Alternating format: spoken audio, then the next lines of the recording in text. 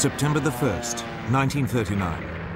German troops thrust deep into Poland to win a swift and absolute victory.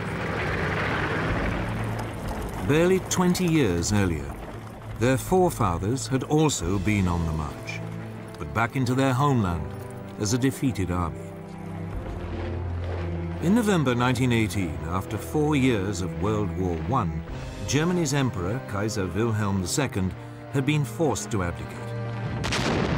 His armies were being ground down by a remorseless offensive by British, French, and US troops. His people faced starvation. But already, a dangerous myth was taking root. The German generals and troops claimed that they hadn't been defeated in battle, but betrayed by their own cowardly politicians. Even so, at 11 in the morning on November the 11th, 1918, the 11th hour of the 11th day of the 11th month, World War I came to an end.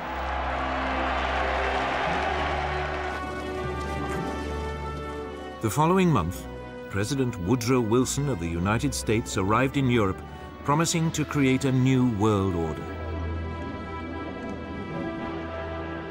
He persuaded the world's leaders to sign up to a new League of Nations. At the Treaty of Versailles, they agreed that from now on, disputes between countries would be resolved not by fighting, but by debate in the League. The peoples of Europe were set free. Germany's ally, the Austro-Hungarian Empire, was dismembered. Out of it, new nations were created: Austria, Poland, Hungary, Czechoslovakia, Yugoslavia, Latvia, Lithuania, and Estonia. Germany itself was greatly reduced in size. But this process contained a time bomb. Not everyone celebrated the birth of countries like Czechoslovakia. Several of them contained substantial German minorities. One day, the desire to reunite the German peoples would come to haunt Europe. The war-torn German people also had one final indignity inflicted on them. They were forced to pay a massive £6.6 billion in reparations to France and Britain, something they could ill afford. And when he returned to America, Wilson's new world order immediately fell apart. The US Congress decided it could not risk being sucked into another war in Europe. It refused to join his league, and the US withdrew into isolationism. Germany was now a very different nation. It was still Europe's biggest country, but its militaristic monarchy had gone. It had become a democracy. But its government, the so-called Weimar Republic, was soon struck by a series of hammer blows. Street battles erupted between extreme right-wing nationalists and communists trying to start a revolution. Then, in 1923, the country was devastated by hyperinflation, which reached hundreds of % a month. Ordinary people's savings were wiped out. This was fertile ground for a new breed of rabble-rousing right-wing politicians. Among them, Adolf Hitler. Hitler had been born in Austria. He had fought bravely as a soldier in World War I and been awarded the Iron Cross. On returning to Germany, he settled in Munich, and his fiery oratory soon enabled him to seize control of the small National Socialist or Nazi Party.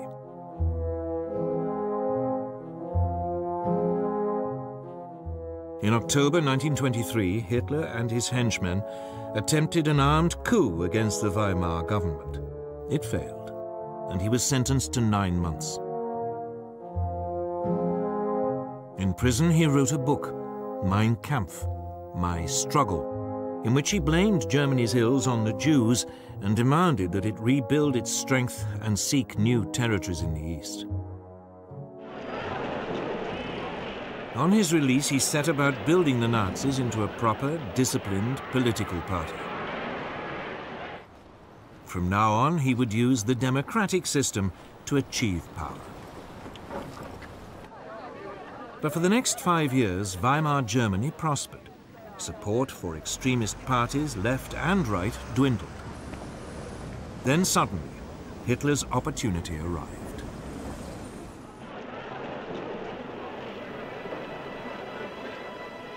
In October 1929, the US stock market crashed. Billions of dollars were lost, and an economic depression swept across the world. Unemployment in Germany soared to over 6 million. Only extremist politicians seemed to offer a solution. Wir haben ein Ziel uns gewählt und verfechtetes fanatische Rücksicht. Politicians like Hitler. By 1931, his Nazis were a true mass movement. And they had their own brown-shirted thugs, the SA stormtroops, who numbered almost 3 million.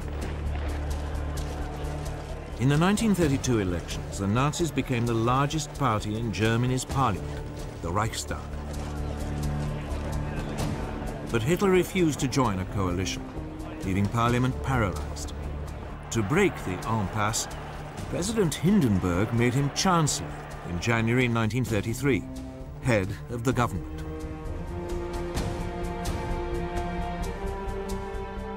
Within a month, the Reichstag burned down. Hitler accused the communists and demanded emergency powers. He then used them to ban all other political parties. In August 1934, President Hindenburg died. Hitler declared himself president. He was now absolute leader, the Führer of Germany.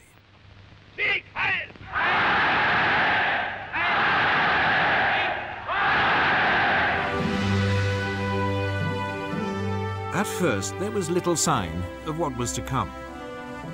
For the next 3 years, the Führer concentrated on rebuilding Germany's economy.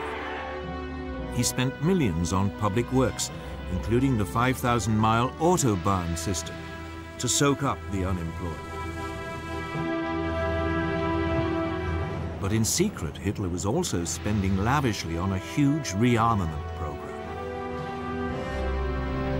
Under the Versailles Treaty, the German army had been limited to 100,000 men. The country was forbidden to have an air force, tanks, or submarines. This small army was trebled in size. Then, in 1935, Hitler came out into the open. He unveiled a brand new air force, the Luftwaffe. It had 2,500 planes, far more than Britain or France. Unemployment plunged, and the Nazis became enormously popular. Now emboldened, the Führer made his first expansionist move. In 1935, he reoccupied the Saarland district on the French border, after it voted to return from League of Nations to German rule. A year later, he sent German troops into the Rhineland, part of Germany which had been demilitarized at Versailles. At the time, many felt that Hitler was only claiming back what was rightfully Germany's. Neither Britain nor France objected.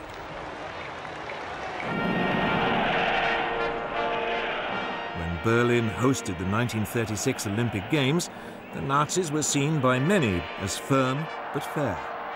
A government which was restoring the nation's pride and which didn't threaten anyone. Of course, there were signs. The 1935 Nuremberg laws forbade Jews to marry true Aryan Germans and deprived them of their citizenship. But when the first threats came to world peace, they didn't come from Hitler at all, but from somewhere else entirely.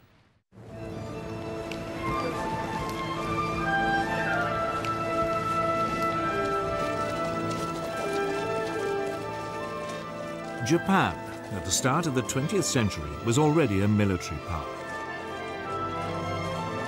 It had defeated Russia in a war in 1905, and it had fought alongside the Allies in World War I.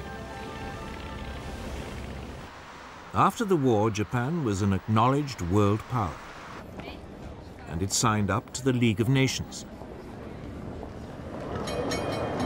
But politically, it was a mess of contradictions. Nominally a democracy, the feudal tradition was still strong. Most Japanese revered their emperor as a living god and regarded him as their true leader. And the country faced major economic problems. Its population was exploding. And it had no natural resources to fuel its rapidly expanding industries. Its leaders needed solutions, and they saw them in Chinese Manchuria. Manchuria was a land of rich grain fields, with plenty of coal and minerals. It was a perfect target. Japanese troops were already stationed there. Other possible targets were the colonies ruled by the European powers: Burma, Malaya, and Hong Kong, controlled by Britain, Indochina, ruled by France, and the Dutch East Indies. But at this stage, Japan had to be cautious. It didn't want to rouse the other great power in the Pacific, the United States. For all its anti-imperialist slogans, the US actually ran an unofficial empire in the Pacific. The Philippines, Guam, and several islands were under its direct rule. It undoubtedly had the strength to take on Japan, but since the end of World War I, it had had other distractions.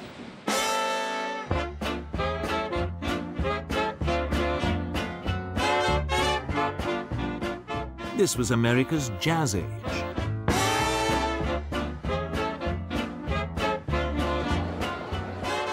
Throughout the 1920s, the nation concentrated on exploiting its vast resources. There was an economic boom that seemed without end.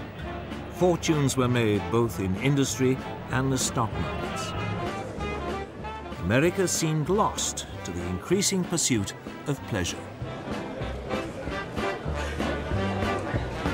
With distractions like these, Japan's growing pains in the Pacific seemed very far away. America had slashed its army after World War I and agreed a naval reduction treaty with Britain, France, and Japan. This, in effect, handed naval superiority in the Pacific to the Japanese. And then came the Great Depression.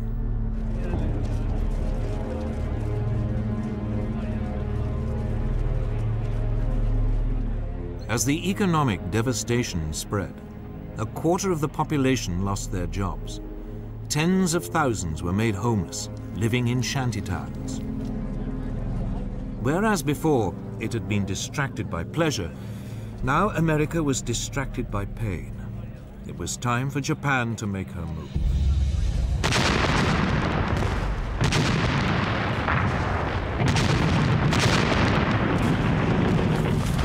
In 1931, without even informing their own elected government, the Japanese forces in Manchuria seized the capital Mukden and then overran the rest of the territory. A puppet state, Manchukuo, was proclaimed under a puppet ruler. Henry Puyi, the last emperor of China, who had been deposed in 1911, was dragged out of retirement. Discover the past with exclusive military history documentaries and ad-free podcasts presented by world-renowned historians, all on History Hit. Watch them on your smart TV or on the go with your mobile device. Download the app now to watch everything, from the gripping story of the Band of Brothers to Operation Barbarossa and D-Day. Immerse yourself in the dramatic stories of this remarkable era by signing up via the link in the description. At its headquarters in Geneva, the League of Nations now faced its first great test. Japan was universally condemned. But her response was blunt. Japan, however, finds it impossible to accept the report adopted by the Assembly. The Japanese then just walked out, and the League suddenly realized there was nothing it could do about Manchuria.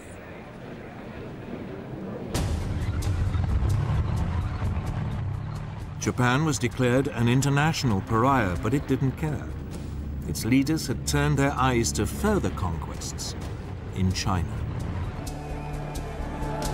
These were easy pickings. China was in a state of chaos. The government of Generalissimo Chiang Kai-shek was locked in conflict with the Chinese Communist Party under Mao Zedong. There was civil war.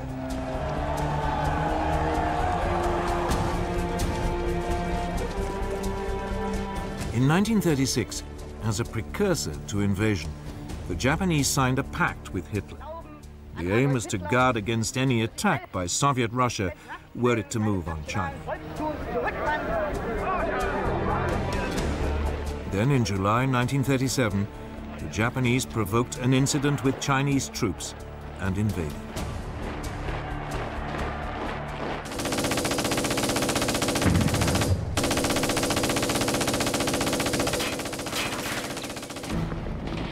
At first, the Chinese were taken by surprise. But they soon fought back fiercely, the communists even joining the Kuomintang in a united front.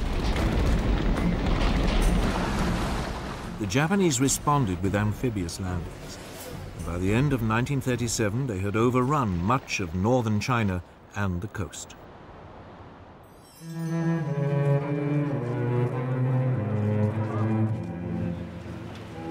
The Japanese fought this war with exceptional brutality, bombing cities indiscriminately. Westerners living in the commercial center, the port of Shanghai, were now evacuated. The city was then besieged for 3 months.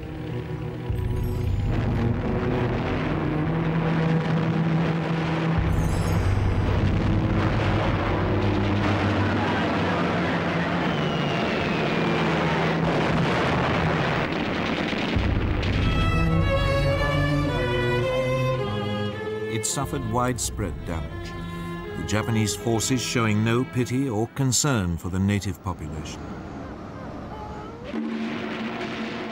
But it was after the capture of Nanking, then the Chinese capital, on December the 17th, 1937, that the Japanese forces really ran amok. Over 300,000 civilians are estimated to have been massacred during a 6-week orgy of rape and indiscriminate killing.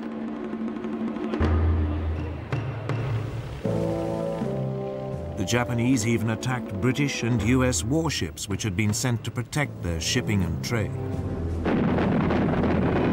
The worst incident came on December the 12th, 1937. The American gunboat Panay was sunk by Japanese bombers. 50 crewmen died. Despite this, the Western powers refused to intervene. So the League of Nations could do nothing.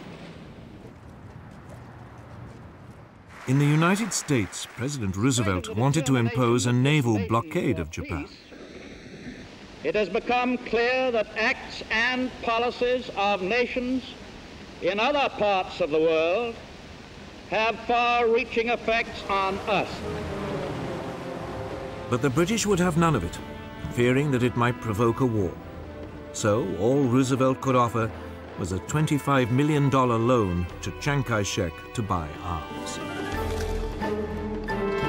Even though the communists were now fighting alongside the Kuomintang, the Soviet Union did little to help either. Its only involvement was a series of clashes along its own border with Manchuria.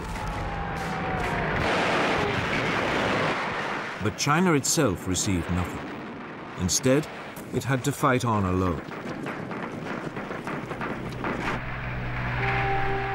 During 1938, the Japanese overran Canton and pushed the Chinese forces deeper into the west of the country.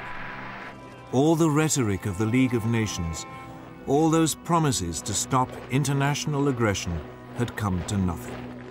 And by now the Western powers were facing aggression much closer to home. Deve cristallizzare una posizione di potente ingiustizia. Sangue, principi che sorgono e che nascono, e i principi che declinano, la vittoria è per noi, per i primi. Today, it is easy to laugh at Benito Mussolini, the fascist dictator of Italy. All that posturing seems faintly ridiculous now, but it didn't seem that way in 1922. Back then, Italy had seemed to be on the edge of anarchy. The country was riven by strikes and land seizures. The democratic government, just as in Germany, seemed powerless in the face of such unrest. So Benito Mussolini, a war veteran and a journalist, decided to take a stand. He organized a right-wing nationalist party, the Fascists. With the country paralyzed by a general strike in August 1922, Mussolini ordered his followers to march on Rome. Fearing a civil war, Italy's king, Victor Emmanuel, asked him to form a government. Si realizzassero le premesse necessarie e sufficienti per una collaborazione delle quattro grandi potenze occidentali. Mussolini swiftly stamped out any political opposition and assumed dictatorial powers. Deve cristallizzare una posizione di potente ingiustizia. By 1928, his position seemed secure. Parliament was appointed rather than elected, and all power was firmly in the hands of the fascist Grand Council.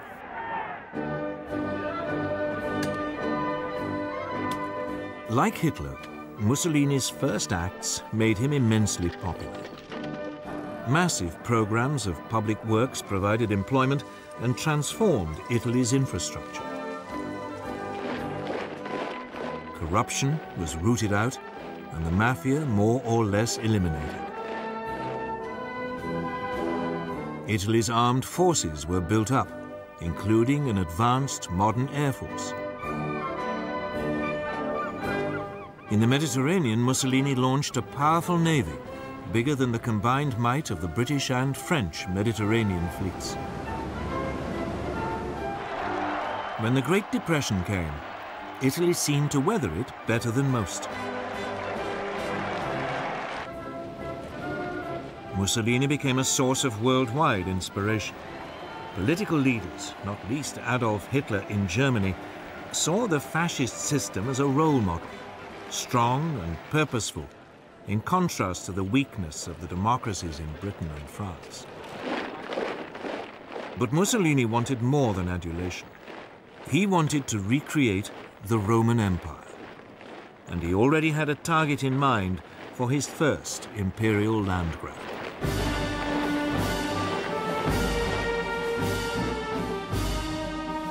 His target was Abyssinia, today's Ethiopia. Italy already had colonies on its borders in Eritrea and Italian Somaliland. In December 1934, Italian forces provoked a clash with Abyssinian troops at an oasis in the Ogaden region, well inside Abyssinian territory.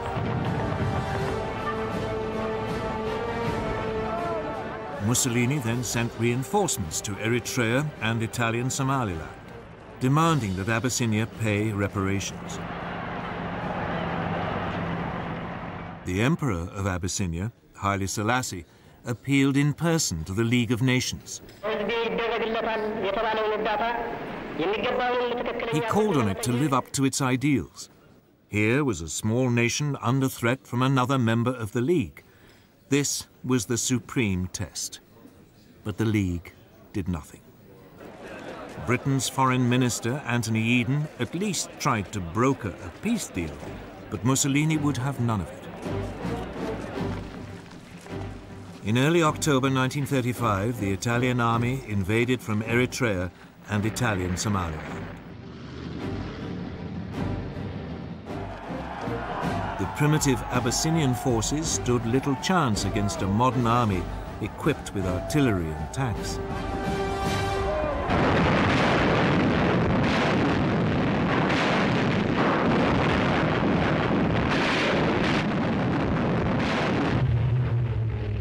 The Italian Air Force had total command of the air and harried the Abyssinians, on occasions dropping gas bombs, even though gas had been outlawed at Versailles as a crime against humanity. After 6 months, Abyssinia was completely overrun. The Emperor Haile Selassie fled into exile in Britain.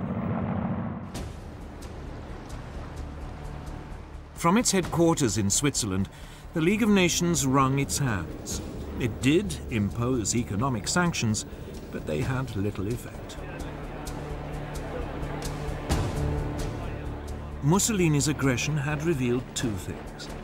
The League of Nations, that great hope for peace, was impotent.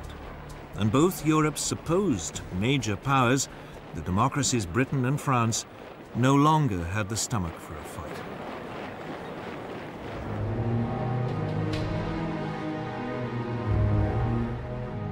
Both Britain and France had been shattered by World War I, and their economies had never really recovered. Both had witnessed waves of strikes and unrest. Both had suffered mass unemployment, even before the Great Depression.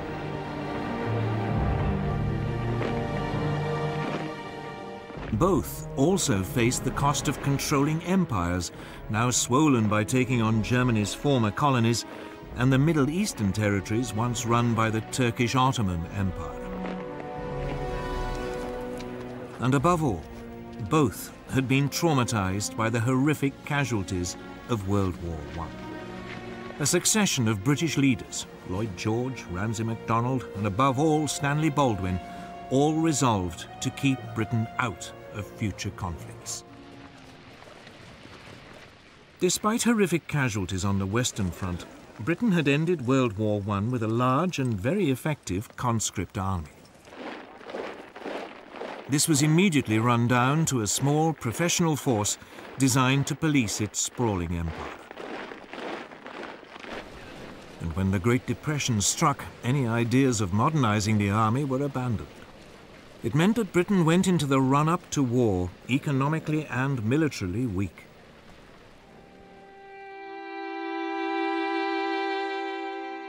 French losses during World War I had been even worse than the British. Ever mistrustful of the Germans, a large conscript army was maintained. But throughout the 1920s, France's birth rate had declined. It became clear that there would be a manpower shortage by the mid to late 1930s. France realized it could never compete with Germany on the size of its army alone.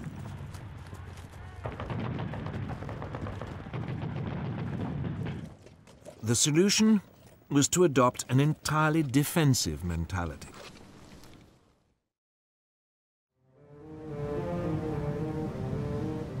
The Maginot Line, a series of fortifications, was begun in 1930 along the frontier with Germany and ran as far as the Belgian border. There, it theoretically linked up with fortifications planned by the Belgians. This new French military approach meant that France was only capable of waging a defensive war. It just did not have the ability to launch an attack on Italy, even if the British had had the troops to help. And of course, both countries knew that their navies in the Mediterranean were outnumbered by Mussolini's new fleet.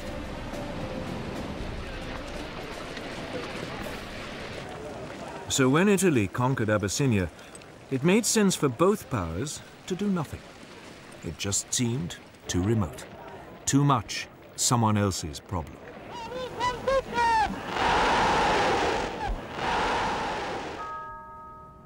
By now, they both had to deal with all the traumas of the Great Depression. That seemed so much more pressing. And above all, they were now faced with a military threat far closer to home. A resurgent and rearming Germany. And Germany's power, and that of Italy too, was soon about to be demonstrated in supporting the rise of another dictator in Spain.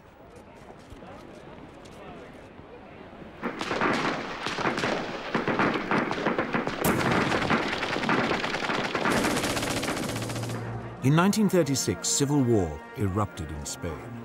It was exceptionally vicious, setting family against family, communist against fascist, believers against atheists.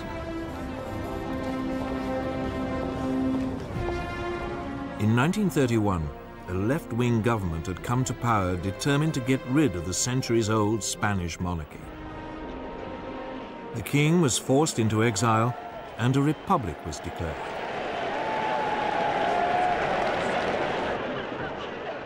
In February 1936, the parties of the left combined in a popular front to take on the forces of the right in a general election.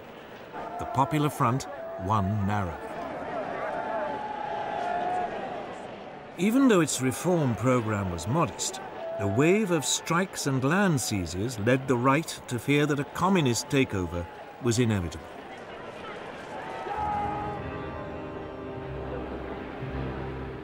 Within the Spanish army, long a bastion of conservative and Catholic thinking, senior officers began to consider the possibility of a coup. Among them was General Francisco Franco, a former chief of staff who had been effectively exiled to command Spain's forces in the Canary Islands.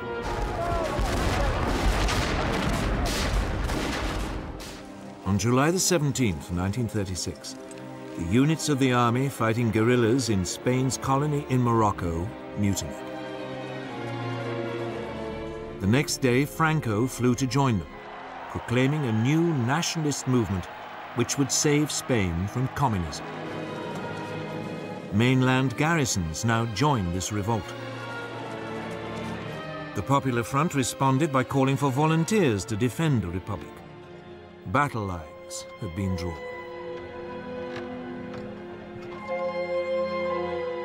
At first, Franco faced problems. He and his army were in North Africa, and he had to get across the Straits of Gibraltar back to Spain. So he turned to the one person he thought might help: Adolf Hitler.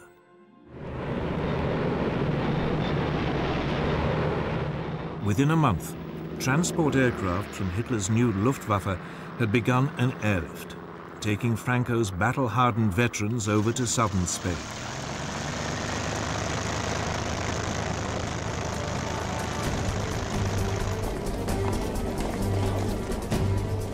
At this stage, the Republic still seemed to have the advantage.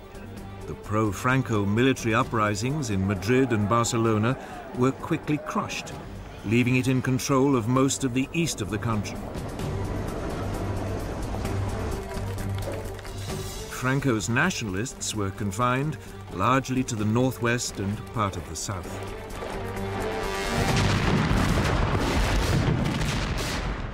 But the nationalist situation was transformed when Hitler and Mussolini started to pour in troops and weapons.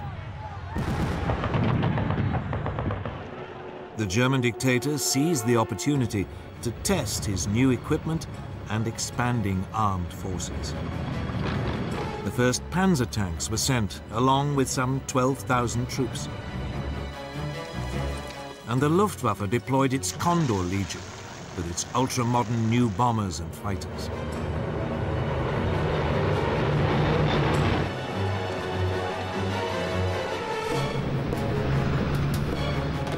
Mussolini sent a so-called volunteer corps of 50,000 men and more than 700 aircraft.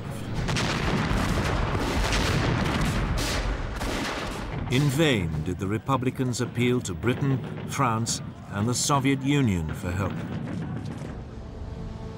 But London and Paris were scared of setting off a European war. They declared a policy of non-intervention. Cynically, both Germany and Italy signed up to this. But when it became obvious that they were still sending arms to the nationalists, Joseph Stalin, the Soviet leader, announced that he would help the Republic. Stalin's worry was the rise of fascism in Germany. Hitler had made it abundantly clear that he believed communism to be Nazism's ultimate enemy. Stalin saw the Spanish conflict as a way of keeping Germany and Italy occupied while building up the Soviet Union's military strength. About 700 military advisors were sent, along with tanks and fighter aircraft. It was something, but no match for the support Franco had received. In fact, the largest source of outside help for the Republic didn't come from a country at all, but from volunteers, the international brigades. About 30,000 left-wing Americans, British, French, and Germans signed up to fight in Spain. With their new fascist support, the nationalists were able to open two fronts, one advancing towards Barcelona from the north, the other led by Franco, pushing up towards Madrid from the south. By the end of 1936, Madrid was enveloped on three sides and virtually under siege. The fighting was intense and often accompanied by appalling atrocities against civilians. The Republicans hunted down and murdered Roman Catholic priests. The nationalists slaughtered anyone accused of being communist.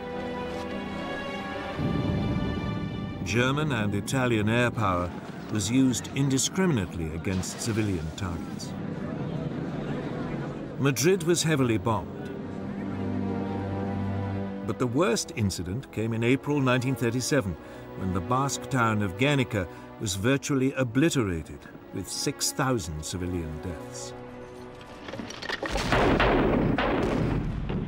The area controlled by the Republic was steadily ground down. Its forces fought with great gallantry, but under-trained and under-equipped amateurs were no match for the professional soldiers led by Franco, or for the combined modern weaponry of Italy and Germany.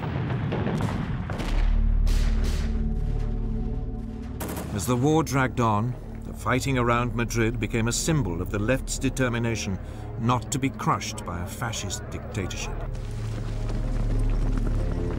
But behind the scenes, the Republican alliance was falling apart. The communists and socialists wanted to concentrate on winning a military victory. But the more idealistic anarchists and syndicalists saw the war as an opportunity for a mass revolution by the workers. These disagreements burst out into the open in May 1937. Fighting broke out in Barcelona between the anarchists and communists. It was a fatal weakening of the Republican cause.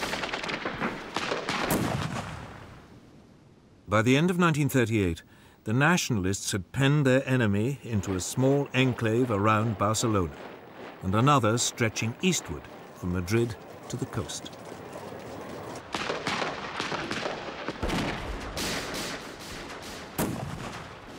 Madrid continued to hold out, but the international brigades were withdrawn. More and more nations began to recognize Franco's government as his forces closed in for the final assault on Madrid.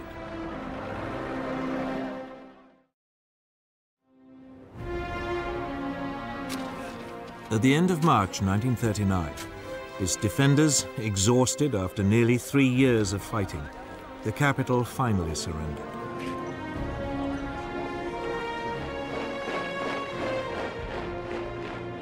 A month later, Franco formally declared hostilities at an end.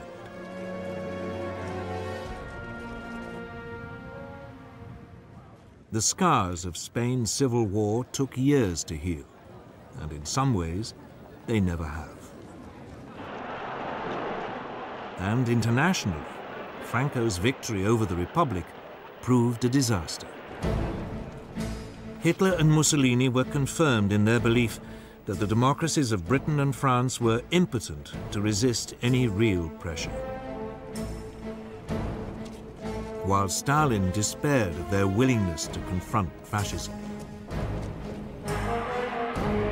Hitler in particular saw his way open to begin the aggressive policies outlined in Mein Kampf. Even before the Spanish Civil War ended, his armies were on the march.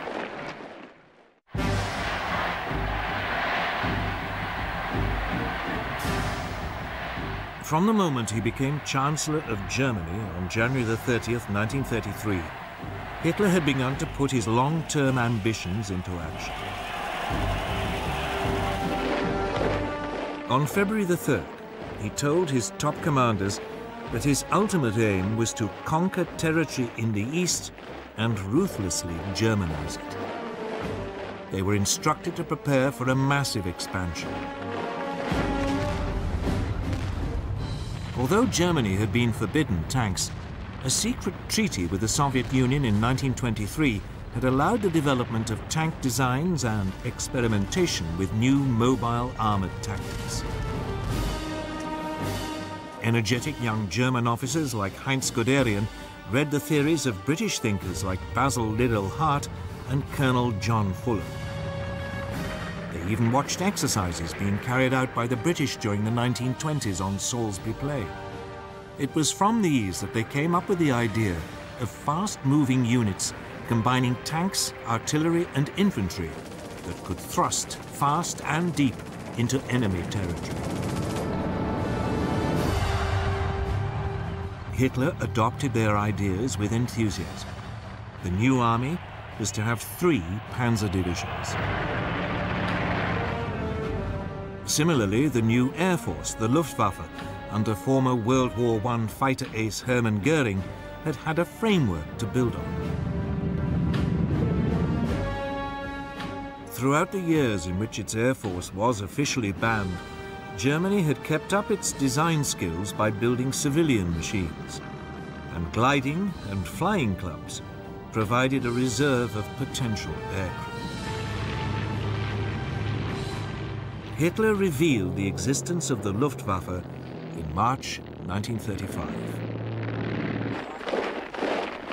He then announced that the army was to be increased to 300,000 men and conscription was reintroduced. Britain and France protested feebly at this flagrant breach of the Versailles Treaty. But soon they reluctantly and slowly began to rearm.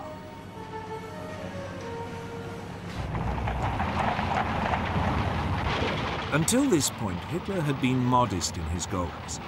He had only taken back what was his, the Rhineland and Saarland. But now he had a grander target in mind, his homeland, Austria.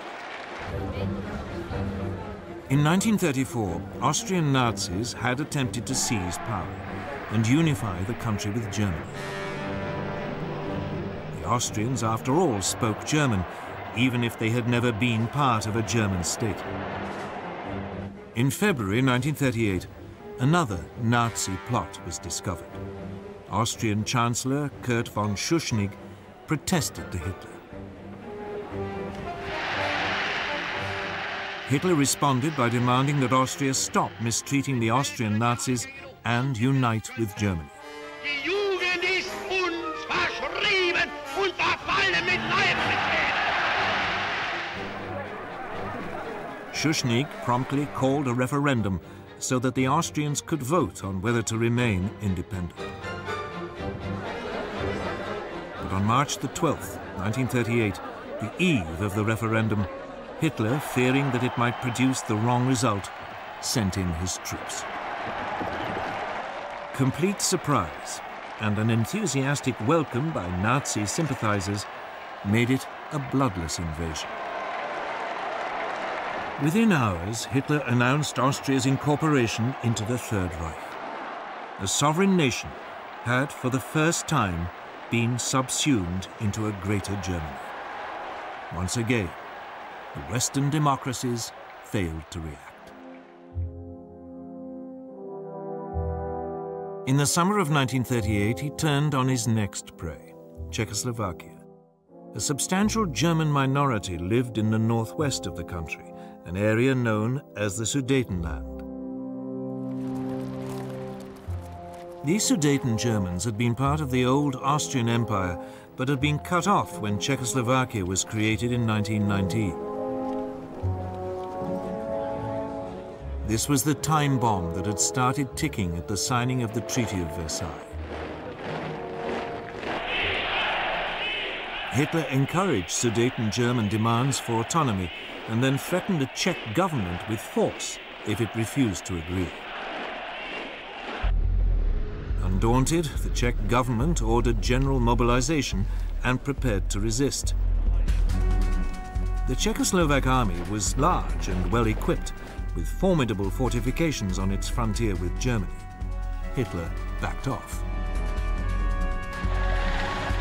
But then at the beginning of September, concerned that war might be imminent, the British Prime Minister Neville Chamberlain decided to act as a peacemaker.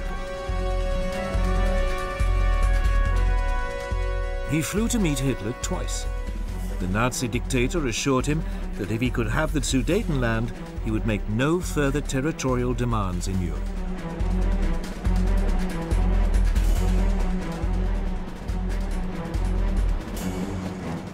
In Munich, on September the 29th, 1938, with Mussolini acting as mediator, France and Britain signed an agreement giving the Sudetenland to Germany in return for a formal declaration by Hitler that he had no more territorial ambitions. Chamberlain flew back to Britain waving the piece of paper which he claimed guarantees peace in our time. And so, on October the 1st, German troops occupied the Sudetenland and seized the Czech frontier fortifications. Hitler now began sizing up his next target, Poland. Eine große Nation muss dauernd zusehen, wie gegen Recht und vertragliche Bestimmungen Angehörige Blut. Again, the nominal cause was a German minority marooned as a result of the Versailles Treaty. Hitler demanded the return of the port of Danzig to German control, so that East Prussia could be linked up with the rest of Germany. The Poles refused, and Hitler hesitated. He was not quite ready for all-out war, and he had unfinished business with Czechoslovakia. In March 1939, the eastern part of the country, Slovakia, which was ethnically different to the Czech lands, appealed to Hitler for help in achieving greater independence. Hitler summoned the Czechoslovak Prime Minister Emil Hácha to Berlin and browbeat him into putting his country under German protection.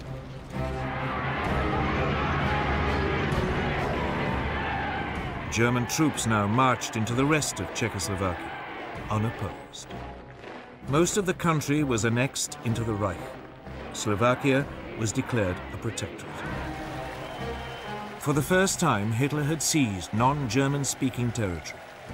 But again, there was only a feeble protest from Britain and France. At the end of March, he again repeated his demand that Poland give up Danzig. This time, France and Britain declared unequivocally that they would declare war if he attacked Poland. But by now, Hitler cared little whether they did or not. He was sure that they would be weak and indecisive opponents. In Russia, Stalin had also become increasingly concerned by Hitler's aggression. In April, Stalin proposed an alliance with Britain and France. But negotiations made little progress. And finally, Stalin despaired, deciding that there was another solution to the German threat. On August the 23rd, the Soviet Union and the Third Reich, who everyone had believed were sworn enemies, announced a non-aggression pact. The agreement secretly specified that Poland would be split between the two countries, and Stalin would have a free hand to take over Estonia, Latvia, and Lithuania. Now free from any Russian threat, Hitler ordered his armed forces to prepare for an immediate invasion. On the evening of August the 31st, the German Wehrmacht prepared for the assault. Its Führer had made the decision which would plunge the world into war.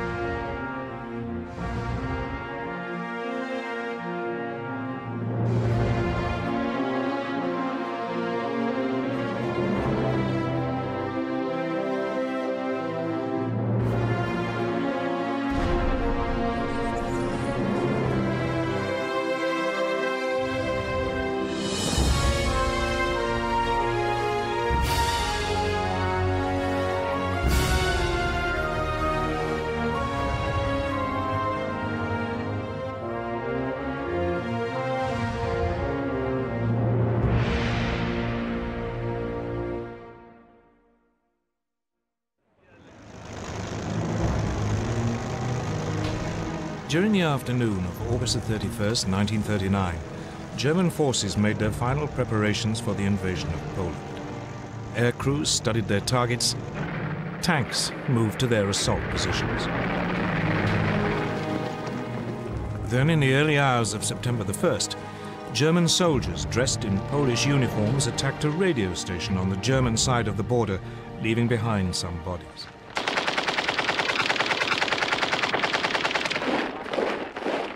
This was the aggression which Hitler later used to justify his attack.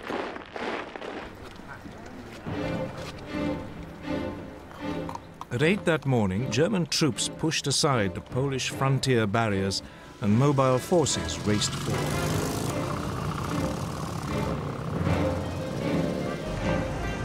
Two days later, on September the 3rd, Britain and France declared war, honoring their promise to stand by Poland. But by then, the Poles were in deep trouble. They were not only outnumbered, but facing a new form of warfare for which they were ill-prepared. Blitzkrieg.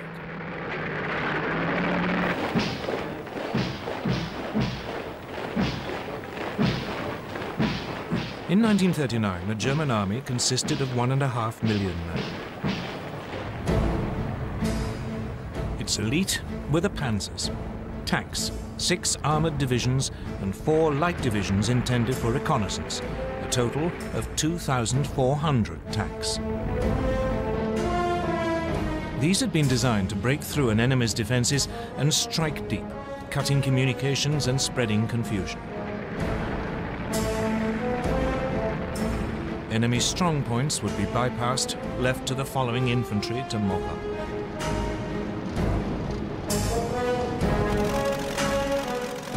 The new German Air Force, the Luftwaffe, was also designed for blitzkrieg. It had 2,500 aircraft lined up against the Poles. The most notorious was the Junkers Ju-87 Stuka dive bomber. It was a form of flying artillery, making pinpoint attacks in support of the fast-moving ground forces. The Poles could muster just 600 planes. On the ground, it was just as bad. Poland's army was just 500,000 strong. It had only 880 tanks. It even had 11 brigades of cavalry, lances and horses against army. But it wasn't just numbers that gave the Germans their advantage. They used their panzers in a radically new way, as separate, hard-striking units. The Polish tanks were dispersed to support their infantry. The Poles' task had been made even more difficult by the German takeover of Czechoslovakia. The west of the country, including the capital Warsaw, was now surrounded on 3 sides by German-controlled territory. This geographical advantage was essential to Germany's grand plan. The task of the first thrust of the tanks was to create an initial breakthrough. But actually winning the war depended on deep pincer movements designed to surround and crush the enemy. These would come from Army Group North under General Fedor von Bock. He would launch 2 thrusts from northeast Germany and East Prussia. Army Group South under General Gerd von Rundstedt would launch 2 more from Silesia and Slovakia. The aim would be for the pincers to meet near Warsaw and Brest-Litovsk.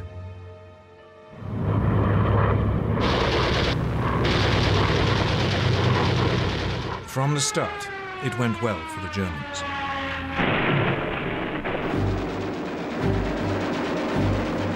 The Polish Air Force was effectively eliminated within the first 2 days.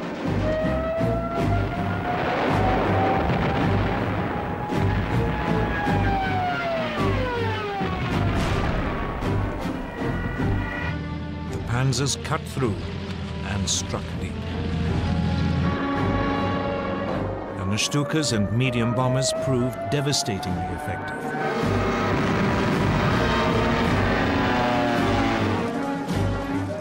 The Poles were sliced apart, pinned into pockets which yielded vast numbers of prisoners.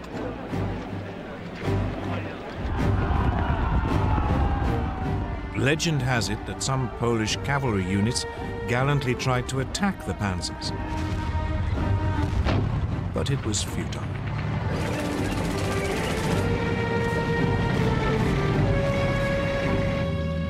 They were just brushed aside. By September the 8th, the inner pincers had met up. German troops were advancing on the outskirts of Warsaw. On September the 17th, the outer pincers met at Brest-Litovsk.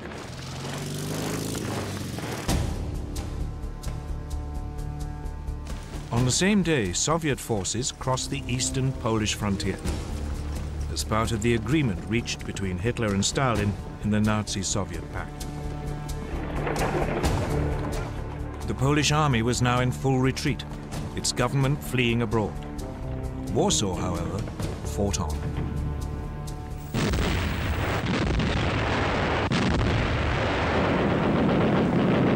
Its defenders rejected a German offer to surrender, so the full fury of the German war machine was turned on it.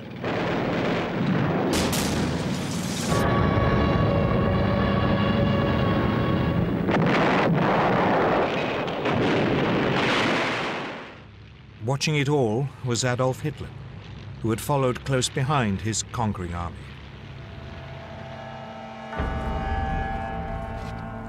On September the 27th, Warsaw surrendered.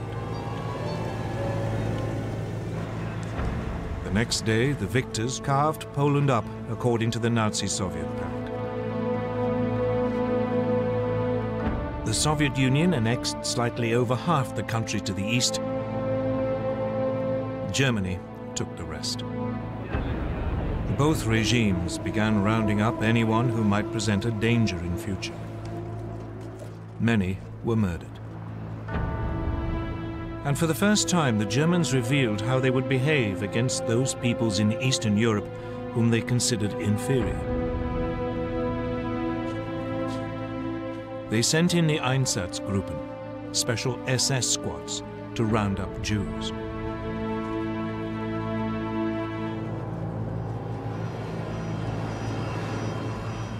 Most were forced into ghettos in the major cities, where they would be starved to death. Others were executed on the spot.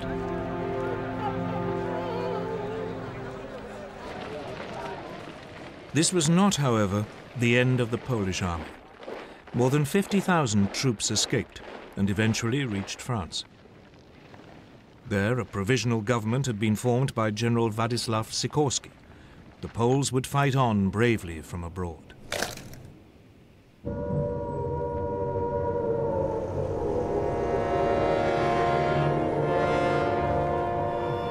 In Britain, the air raid sirens had sounded within minutes of Prime Minister Neville Chamberlain's announcement that hostilities had begun. In fact, despite their politicians' guarantees of Polish sovereignty, Britain and France had done very little to help Poland.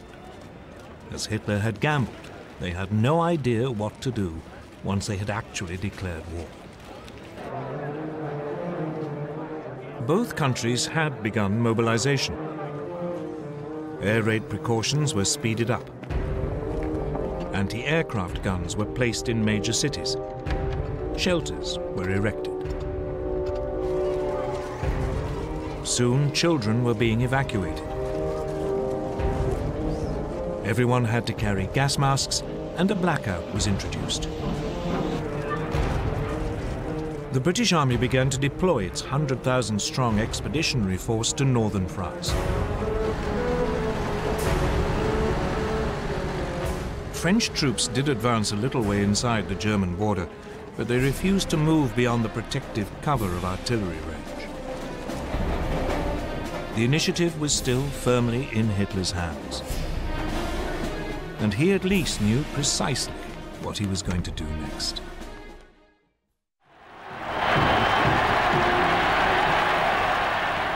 The Blitzkrieg against Poland had been a stunning success for Adolf Hitler.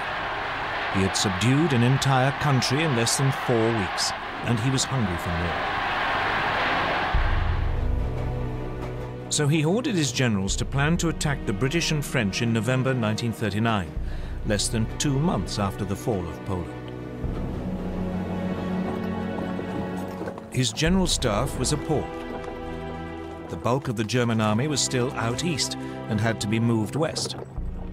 And there had been some serious losses in the Polish campaign. Lessons had to be learned. Polish anti-tank guns had destroyed a division's worth of the lightly armored panzers. A quarter of the aircraft used had been lost. The panzers were too light and unreliable, and they had frequently outrun both their supply columns and the marching infantry. Reluctantly, after furious arguments, Hitler agreed to wait until the following spring.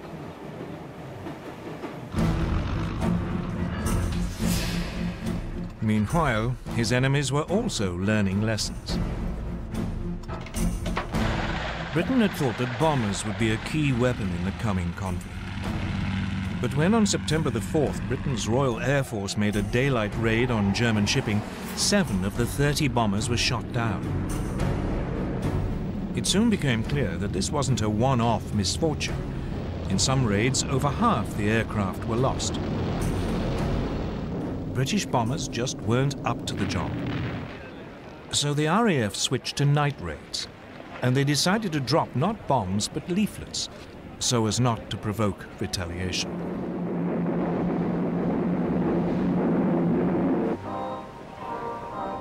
So, with the Blitzkrieg stalled and the air war quiet, the focus now went to the one remaining arena, the sea.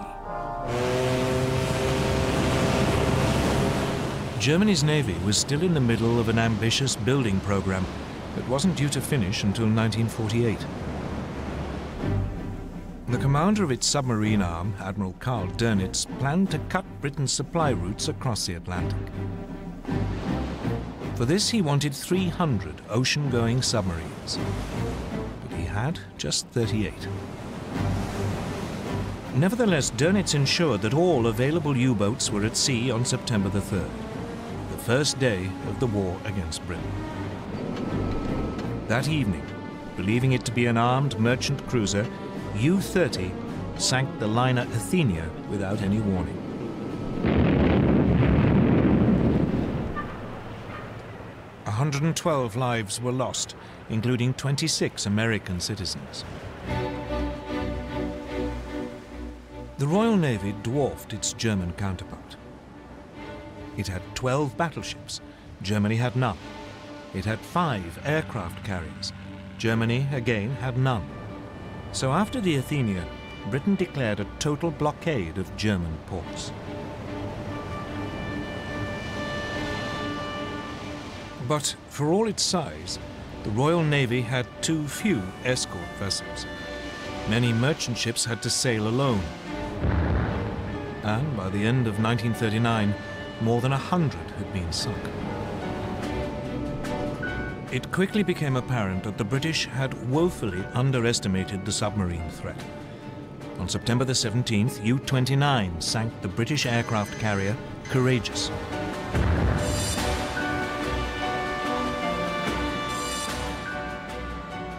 On October the 14th, the battleship Royal Oak was sunk when U-47 slipped through the defences of the British main fleet base at Scapa Flow in the Orkneys.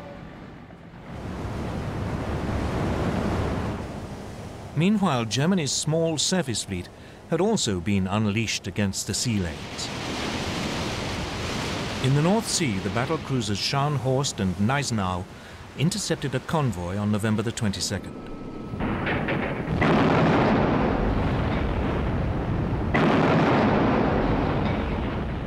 They sank its escort, the armed merchant cruiser Rawalpindi. But it was the pocket battleship Graf Spee which caused the greatest problems. Designed specifically for commerce raiding, its 11-inch guns could overwhelm any ship fast enough to overtake it, and it had the speed to escape from any battleship. The Graf Spee had slipped away from Germany before hostilities began. Soon it was cutting loose in the South Atlantic and Indian Oceans. Finally, 3 British cruisers, Exeter, Ajax and Achilles, intercepted it off the River Plate on the east coast of South America. The British ships damaged the pocket battleship so badly that it had to take refuge in the neutral Uruguayan port of Montevideo. The Germans were then fooled into thinking that a more powerful British force had arrived. When the Graf Spee was commanded to leave port, her captain scuttled her rather than risk annihilation. Discover the past with exclusive military history documentaries and ad-free podcasts presented by world-renowned historians, all on History Hit. Watch them on your smart TV or on the go with your mobile device. Download the app now to watch everything, from the gripping story of the Band of Brothers to Operation Barbarossa and D-Day. Immerse yourself in the dramatic stories of this remarkable era by signing up via the link in the description.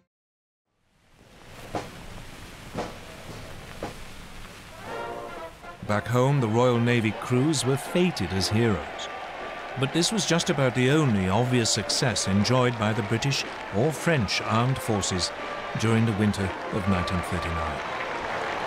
Though the British did enjoy one secret victory in the technological war, which was to prove vital.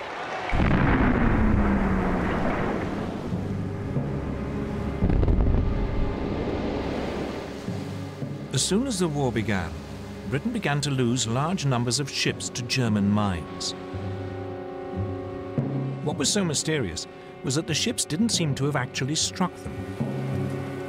The mines had simply exploded as the ships passed nearby. Then, on the night of November the 22nd, 1939, a German plane was spotted dropping a mine at low tide in the Thames estuary. Disarmed and rescued from the mud, the mine was found to be set off by the magnetic signature of a ship passing close by. The solution was to reduce a ship's magnetic signature by hanging a copper cable round the hull and then passing an electric current through it, a process called degaussing. Once degaussing was applied to all ships, the danger from the magnetic mine was massively reduced. But otherwise, as 1940 began, the war was quiet. The two sides did little during the winter except to patrol, train, and try to keep warm, for it was a particularly cold one. An American journalist called it the phony war. For the Germans, it was the Sitzkrieg.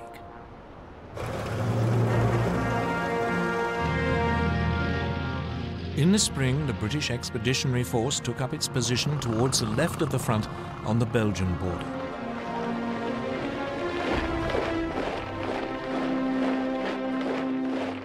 But it was dwarfed by its French ally. France had some 100 divisions along the Belgian and German frontiers, or in reserve nearby. This imbalance meant that the British commander, Lord Gort, had to go along with the ideas of the French general Maurice Gamelin. And these were entirely defensive.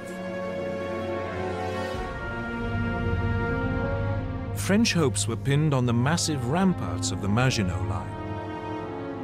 A series of fortifications, it ran from Switzerland to Belgium along the French-German border. The Maginot Line was considered to be completely impassable and would ensure that French territory remained safe. But otherwise, the Allies had no idea of how actually to defeat Germany. Instead, they brought up their forces and prepared for a repeat of World War I. They would blockade Germany to sap its strength, and they would dig in, ready to grind down the assault which they knew must come. None of their commanders seemed to consider that the Germans might have totally different ideas, or that the next moves might come in a completely different arena. Scandinavia.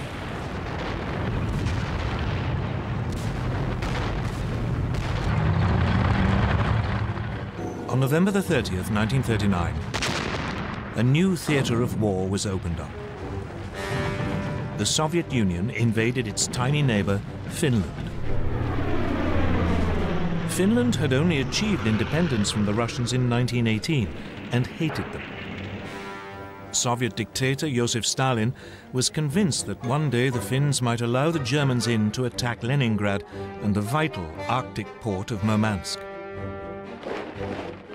The Red Army outnumbered its Finnish opponents by more than 10 to 1. The invasion should have been a walkover. But its leadership had been devastated by Stalin's terrible purges. The Finns were led by General Gustav Mannerheim. He fought back using hit-and-run tactics amid the deep snow, often on skis. The Soviet troops, confused and poorly led, suffered massive losses. Finland's gallant resistance caught the imagination of the British and French. Soon they were planning to send help via Norway and Sweden. The fact that this might suck two neutral countries into the war was ignored.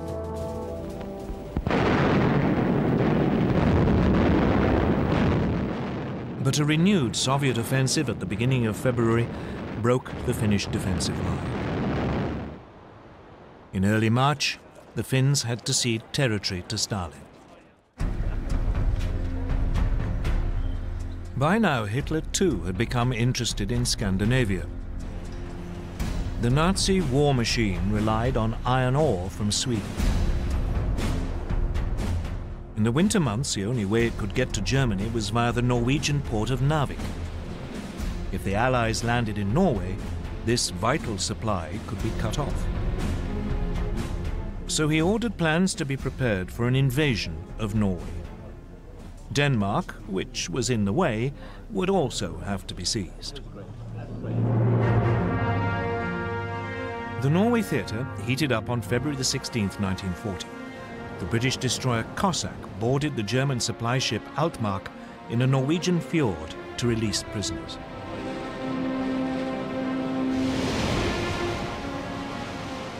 Then, on April the 9th, German troops began landing at 5 ports: Oslo, Kristiansand, Bergen, Trondheim, and Narvik. At the same time, men of their newly formed German parachute division seized Stavanger and Oslo airfields. The Norwegian defenders were swiftly overwhelmed, as were the Danes. German forces occupied their country within 24 hours. In Norway, the Germans moved swiftly to link up their beachheads and seize all the major towns. In the air, the Luftwaffe had total control. The Allies now responded. A landing force was dispatched to recapture Narvik. French and Norwegian forces achieved this on May the 28th. But a substantial German force was now approaching. So 6 weeks later, the Allies abandoned Norway to its fate.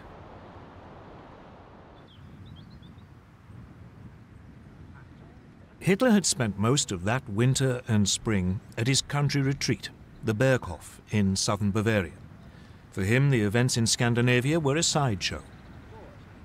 Instead, he was preparing for his next major blitzkrieg against Britain and France.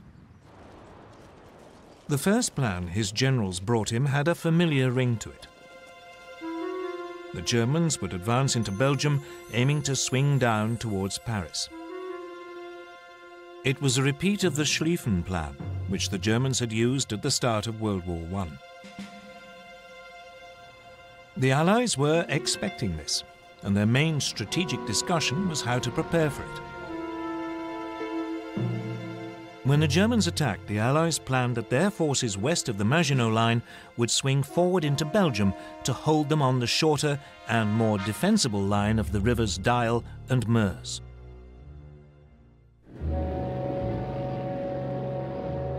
Then, on January the 10th, 1940, a German liaison aircraft lost its way and crashed in Belgium. A copy of the German plan was found. This convinced the Allies that their Dyle plan must be right, and they deployed their troops accordingly. Unfortunately, the same event made the Germans alter their ideas entirely. Chief planner General Erich von Manstein had always thought the original plan unimaginative. He was worried that the German forces would become bogged down, as in World War I, and that his country would lose a long, drawn-out war. So he proposed to Hitler that the main thrust should be made at the point where the Maginot Line ended, and where the Allies were most vulnerable as their Western armies moved forward. Virtually all Germany's panzers would be gathered opposite the Ardennes in southeast Belgium. The Allies considered this hilly and wooded area almost impassable for tanks. It was, therefore, lightly defended. The plan was to drive deep behind the Allied armies, which would have advanced into Belgium. They could then cut them off, and all the forces sitting in the Maginot Line would be bypassed. It was a high-risk strategy. The German armor could become stuck in the forest, but Hitler loved it. So the German forces were redeployed without the Allies knowing. The Allies, meanwhile, prepared for their long defensive war. In addition to the formidable barrier of the Maginot Line, they had a slight advantage both in manpower, some 110 divisions available against 95 German, and in armor, about 3,000 vehicles against 2,700. The French also had the better tanks, their 32-ton Shah Bay had both 75 and 47mm guns. Its disadvantage was that the main gun was mounted in the hull, and so was difficult to aim. The other gun was in a one-man turret, from which the commander had to control the tank as well as man the gun. In contrast, the newest German design, the 17-ton Panzer Mark IV, had a 75mm gun in a spacious three-man turret, so its crew could work as a team, though only about 100 were available. The other main French tanks also had guns which matched those of their German counterparts, but again the French had the one-man turret. The one area where the Germans had a clear advantage was in the air. The Luftwaffe had 2,000 bombers, the Allies just 800. The Luftwaffe had 4,000 fighters, including the ultra-modern Messerschmitt Bf 109. They faced just 2,500, mainly older aircraft. The Royal Air Force did have about 800 excellent Spitfire and Hurricane fighters, but it was keen to keep them for home defense. But the main difference between the two armies was in philosophy. Everything the Germans did was focused on the possibilities of blitzkrieg. All their armor was grouped in 10 independent panzer divisions. But the French were preparing for a repeat of the static fighting of World War I. They saw tanks as infantry support and distributed them piecemeal instead of concentrating them. They had noticed the success of Germany's panzers in Poland, so they were assembling 3 armored divisions. But by the start of hostilities, none was fully operational. 2 totally different ways of military thinking were about to go head-to-head. Blitzkrieg against static warfare. The summer of 1940 would soon show which was correct. On May the 10th, 1940, Winston Churchill became Prime Minister of Britain. He couldn't have picked a worse day. That was the day Hitler chose to launch his blitzkrieg against France and Britain. At dawn, a whole German airborne division parachuted into Holland to seize bridges and airfields. Simultaneously, the massive Belgian fortress of Eben-Emael was assaulted. Paratroop engineers were dropped on top by swooping German gliders. They swiftly silenced its guns. Meanwhile, the Luftwaffe attacked Dutch and Belgian air bases. Then the frontier barriers were pushed aside. And Hitler's Army Group B, under General Fedor von Bock, now drove into Holland and Belgium.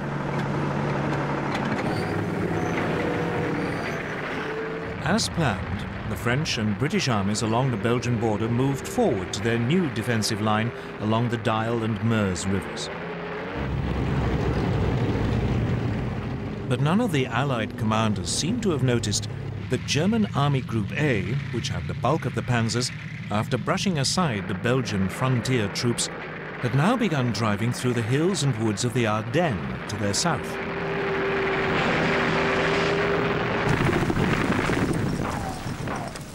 Meanwhile, the Germans were pushing rapidly through Holland.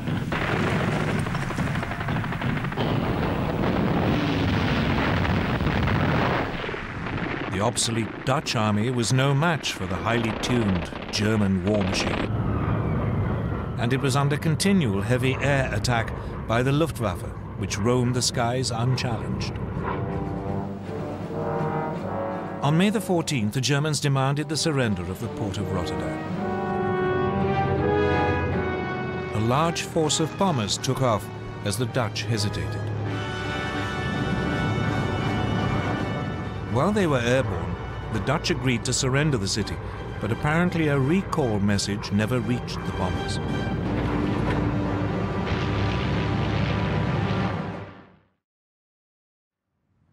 Rotterdam was devastated. The Dutch capitulated the next day.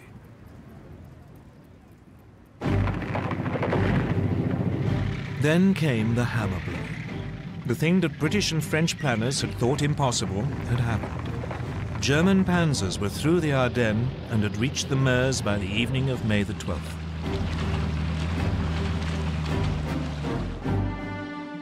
Among the first to arrive at Sedan, well north of the Maginot Line, were the men of the 19th Panzer Corps, commanded by General Heinz Guderian, fresh from the triumphs in Poland. Guderian now showed how blitzkrieg should be done. He ignored the troops in the Maginot Line, and he didn't wait for his own infantry to catch up. He pushed straight on. The next day, assault troops crossed the River Meuse.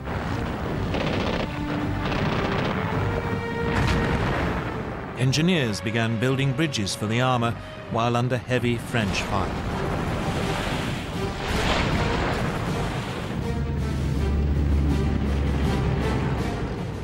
On the 14th, the panzers began crossing. That evening, Guderian's bridgehead was 8 miles deep. The French troops, stuck in the Maginot Line, were too immobile to intervene. Allied bombers made despairing attempts to destroy the German bridges.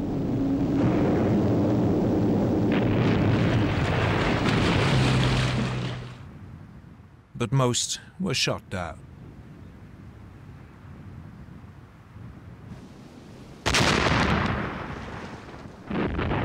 All the while, German artillery pounded the French defenses while the Stukas screamed in.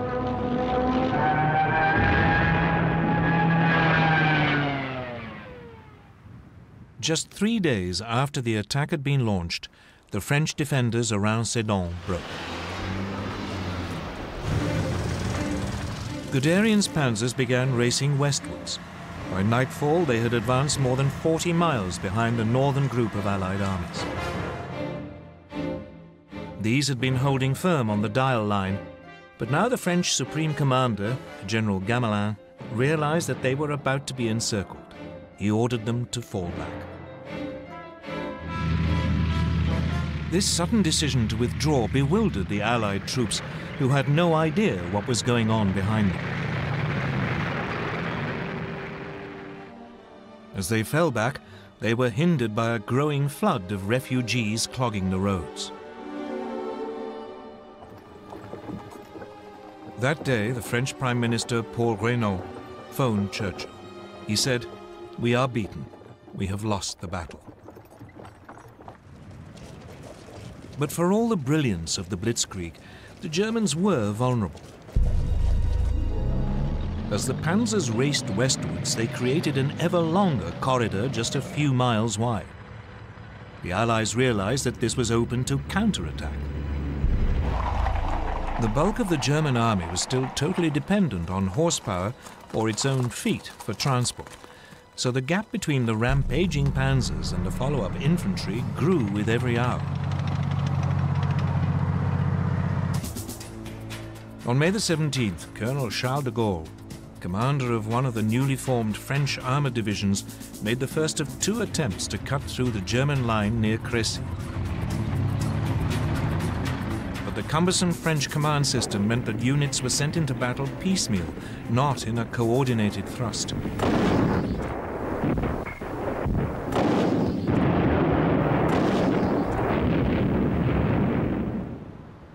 The Germans had little difficulty warding off both attacks, inflicting heavy casualties.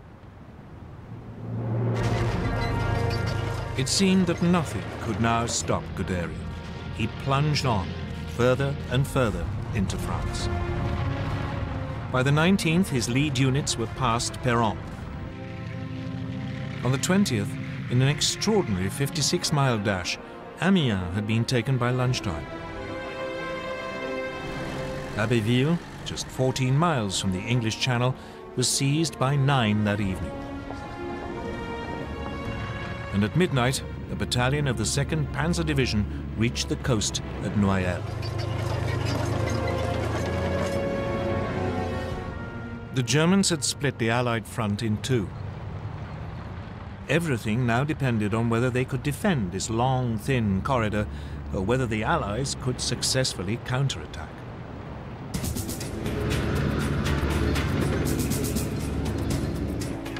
So now the British got ready to break the German lines.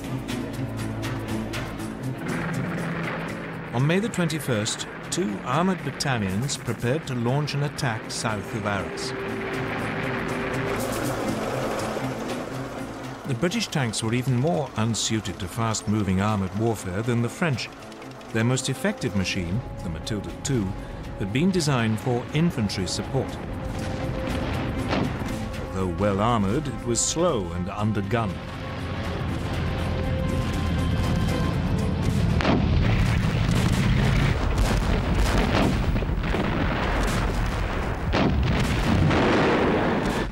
The Germans had little trouble in repulsing the attack. But it did have an effect. By now, the German High Command were becoming worried by their extended lines of communication. So, for the time being, driving south into the rest of France was put on hold until the infantry had caught up.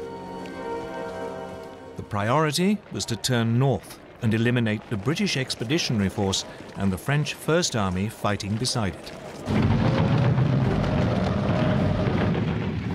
On May the 22nd, Guderian and the Panzers began their attack to destroy the Allied armies.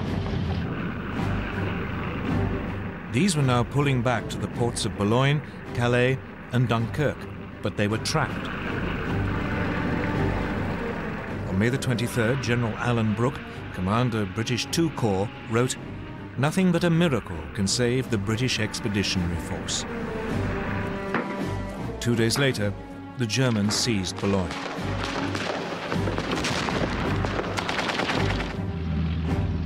It was beginning to look as if even a miracle would be too late.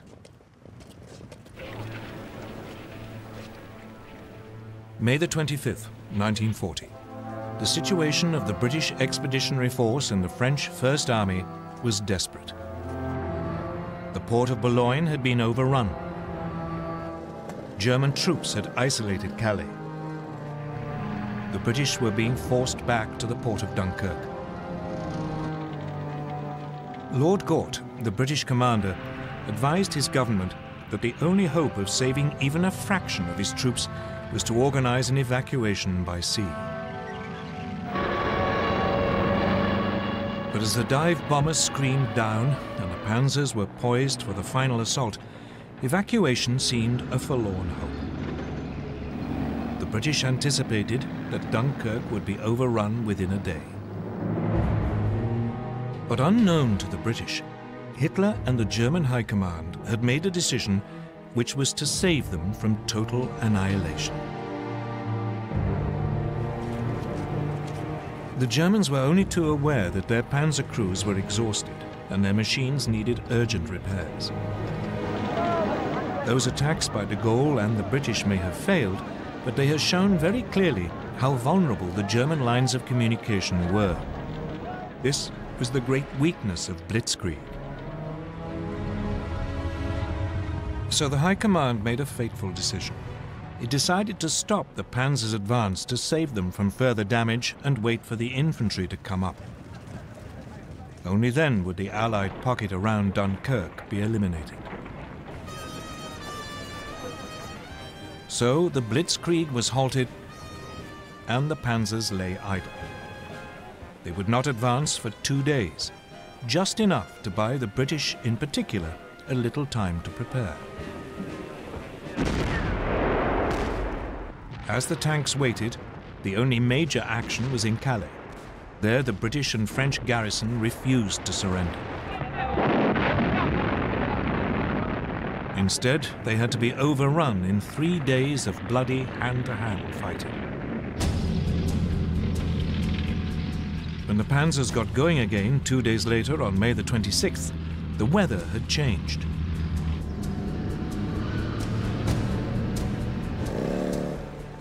The Germans became bogged down in the heavy rain, again giving the Allies more time.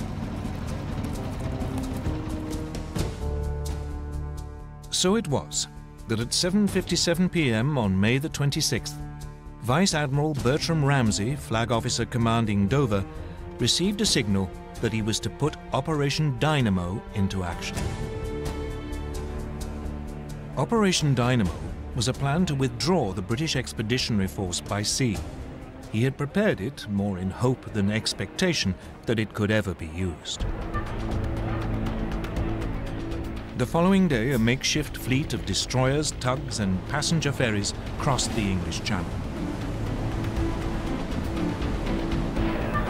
But by the end of the day, less than 8,000 of the over 300,000 troops at Dunkirk had been rescued.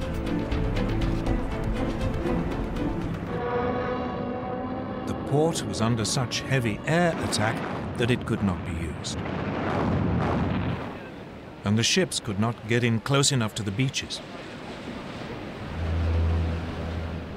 So Ramsay now sent out a call for any boats of shallow draft that were over 30 feet long.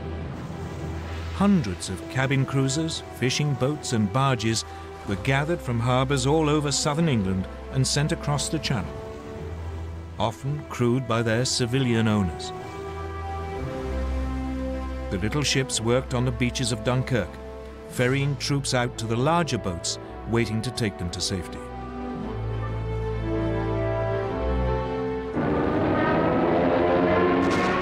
All the time, they were under constant air attack.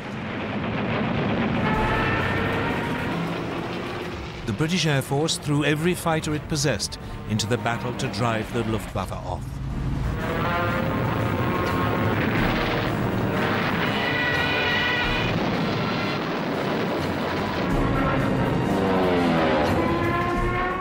Even so, 7 French and 6 British destroyers were sunk, together with 24 smaller warships. A quarter of the 665 small boats never got home. But when the evacuation was halted on June the 4th, over 300,000 men, 41% of them French, had been rescued.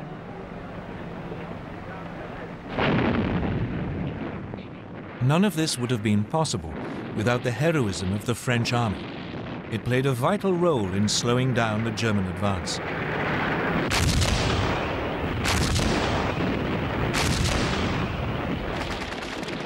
The French rearguard didn't leave its positions around Dunkirk until the last boats had pulled away from the beaches.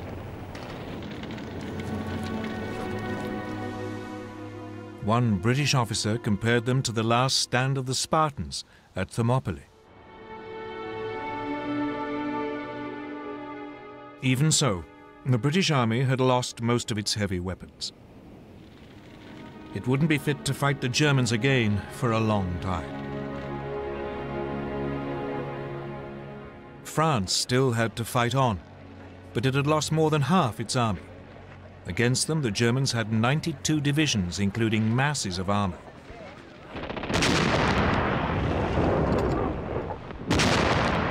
At 4 in the morning of June the 5th, a short bombardment began the final destruction of France.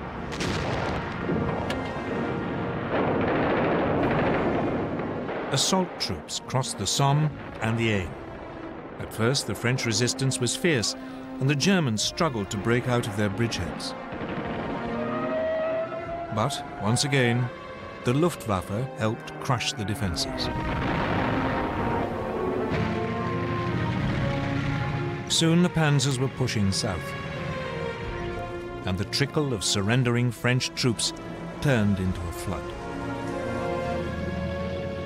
By the 9th, the panzers had reached the River Seine, and the infantry were only a few hours behind.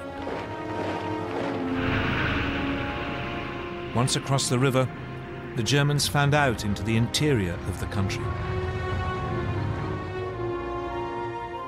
On the 14th, the German army marched into Paris.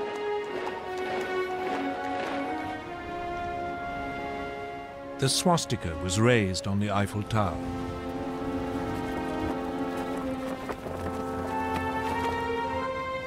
Hitler had secured the prize which had eluded the Kaiser in 1914.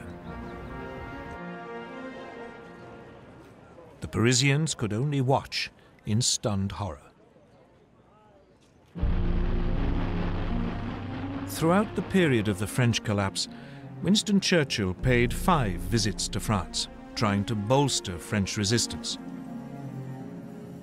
On June the 16th, he even offered Paul Reynaud a union with Britain if France stayed in the fight. But it was too late. Reynaud's cabinet rejected the proposal, and the Prime Minister resigned that evening. He was succeeded by Marshal Philippe Pétain, who immediately asked the Germans for an armistice.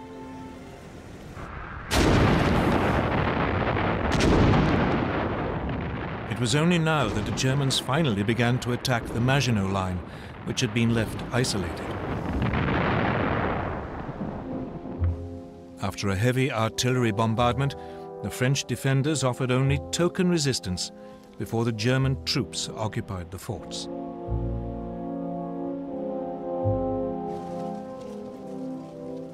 On June the 21st, Hitler went to Compiègne, where the railway carriage in which the Germans had signed the armistice in 1918 was kept. As a French delegation entered the carriage, he handed them his terms and then left. The French insisted on consulting their government, but the next day they were told that if they didn't sign immediately, the panzers would roll again. They signed, and the humiliation of France was complete.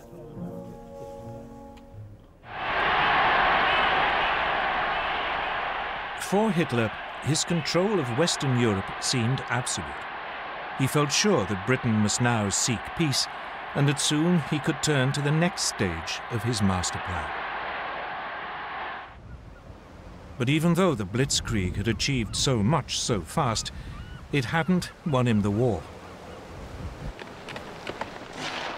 The British, battered and wounded, had escaped to fight another day.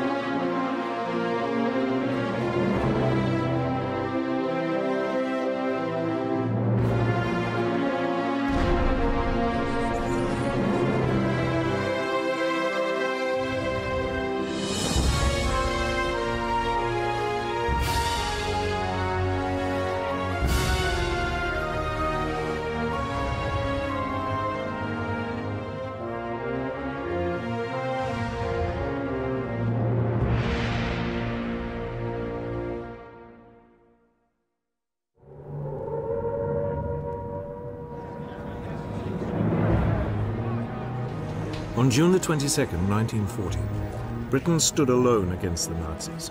France had surrendered, and Prime Minister Winston Churchill could only growl defiance. We shall fight on the beaches, we shall fight on the landing grounds, we shall fight in the fields and in the streets, we shall fight in the hills, we shall never surrender. Britain still had all the resources of its vast empire. Canada, Australia, New Zealand, South Africa, India, and a host of other territories had all been quick to declare war on Germany. But they were thousands of miles away, across the oceans, and their military power could not be brought to bear where it mattered. Britain's situation seemed hopeless, and Hitler had no doubt that Britain would soon try to negotiate a peace. But Churchill quickly showed how determined he was prepared to be in the war against the Nazis.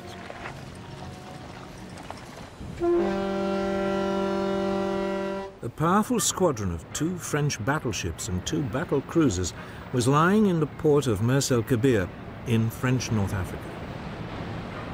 If the French ships fell into German hands, the British Navy's position in the Mediterranean would become impossible.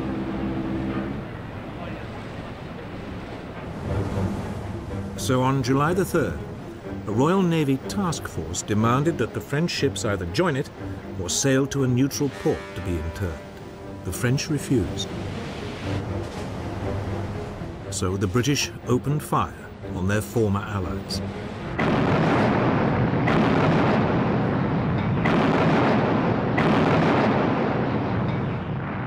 They destroyed or severely damaged 3 of the battleships. Almost 1,300 French sailors were killed. But Churchill's ruthlessness didn't seem to impress Hitler. On July the 19th, he returned in triumph to Berlin and was greeted by more than 1 million people. That day, he made a speech in the Reichstag, the German parliament, offering peace terms to Britain. His offer seemed generous. Britain could keep its empire. In return, Hitler wanted a free hand in Europe.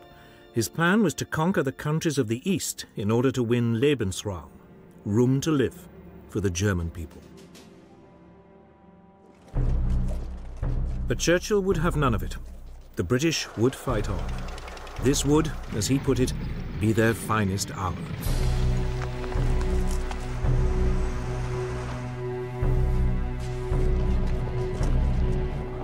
Churchill's defiance was immensely popular.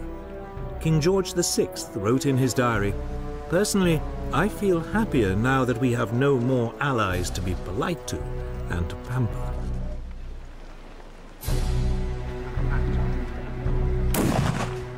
But it was difficult to see how Britain could ever turn the tables and actually win the war. The British Army might have survived Dunkirk, but it had lost almost all its tanks, artillery, and transport in the evacuation. It had just 25 divisions armed mainly with rifles to resist the vast armoured columns of the world's most fearsome war machine. So there was little to be done except dig in and wait.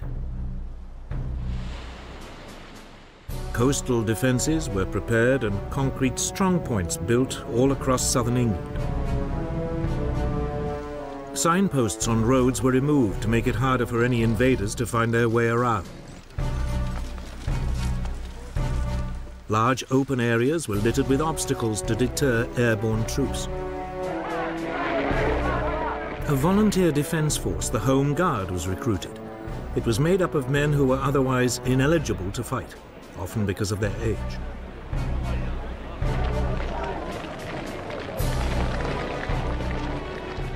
By the end of June 1940, almost 1.5 million volunteers had signed up.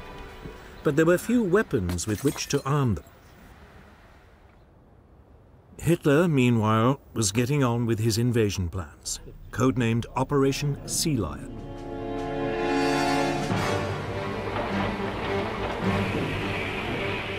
Some 20 divisions would be landed on a broad front along England's south coast. Barges were gathered from all over northwest Europe. These were hurriedly converted into makeshift landing craft. Troops were trained for beach landings. But for all Hitler's bravado, those planning Sea Lion were worried. Hitler might dismiss the English Channel as just another river to be crossed. But Britain's navy was still the largest in the world. It might be stretched thin by its worldwide commitments, but the Royal Navy's home fleet far outnumbered the German navy. The German naval chief, Admiral Erich Raeder, had no confidence that he could seize control of the English Channel for long enough to get the army across. But the Germans did have one area of apparent massive superiority. The Luftwaffe far outnumbered Britain's Royal Air Force. The Luftwaffe's commander, Hermann Göring, had little doubt that he could establish air control over the Channel long enough for sea lion to take place.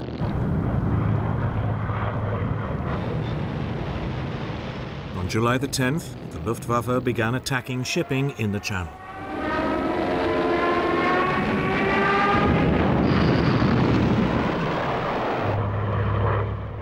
In response, the British had two of the most outstanding of the new breed of single-engine, multi-gun monoplanes. The Supermarine Spitfire and the Hawker Hurricane. The Spitfire was slightly faster and more agile than its German rival, the Messerschmitt Bf 109, which escorted the German bombers. It would be used to intercept these. The Hurricane would prove a lethal bomber kill. But in July 1940, Air Vice Marshal Hugh Dowding, the head of Fighter Command, had less than 700 fighters. Against them were 2,600 German fighters and bombers. The odds against the RAF were daunting. Dowding knew that he could not take on the Luftwaffe every time it came over the Channel. So when the Germans began hitting British shipping, he did nothing.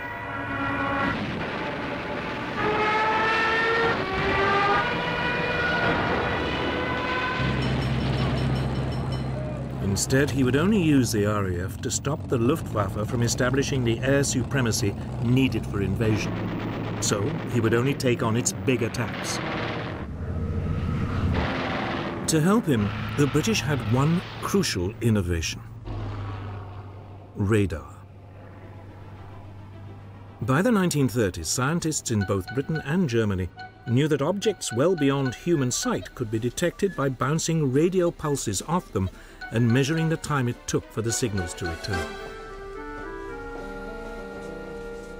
In Britain, a team of scientists led by Robert Watson Watt began developing radar as a means of detecting approaching aircraft at long range. Their work was seized upon by Dowding. He made radar the core of the world's first integrated air defense system.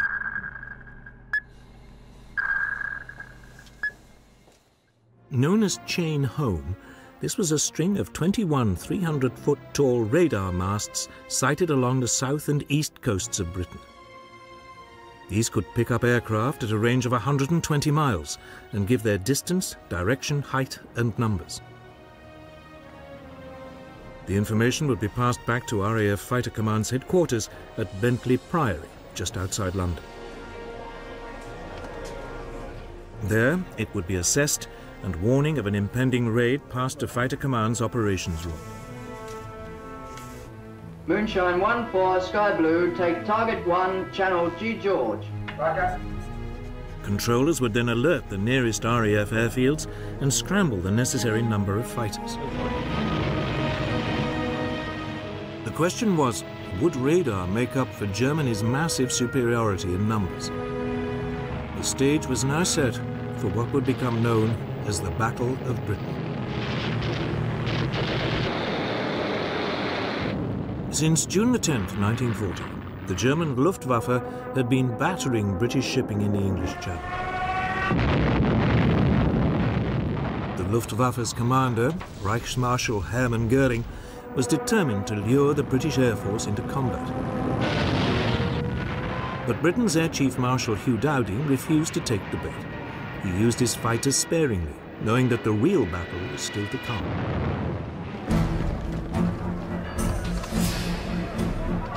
As this first phase of the Battle of Britain began, the Luftwaffe had a massive superiority in numbers. It had 1,100 single-engine fighters available to the Royal Air Force's 700. Almost all the German fighters were the excellent Messerschmitt Bf 109E, with a top speed of around 350 miles an hour. About two-thirds of the British fighters were Hawker Hurricanes, slower than the 109s but more agile. The remainder were Supermarine Spitfires, with a top speed similar to the 109s.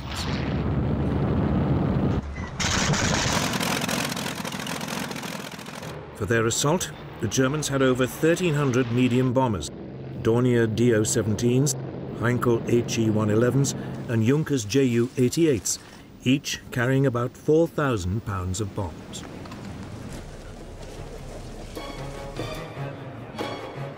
Goering selected August the 13th as Adlertag, Eagle Day, for the start of his main assault.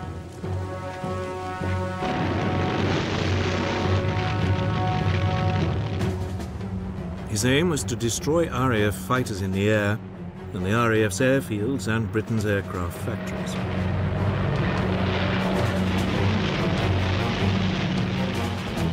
Softening up attacks were made the day before.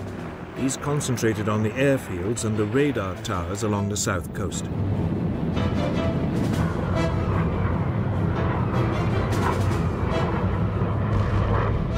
One station on the Isle of Wight was put out of action, and several were damaged, but these were working again within hours.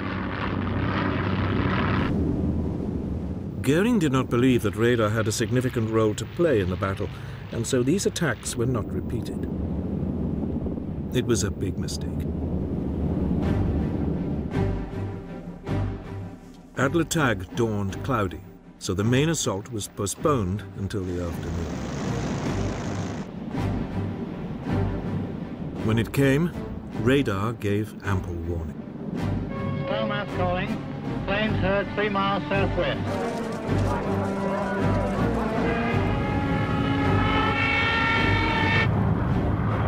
Nonetheless, most of the RAF airfields in the south were hammered.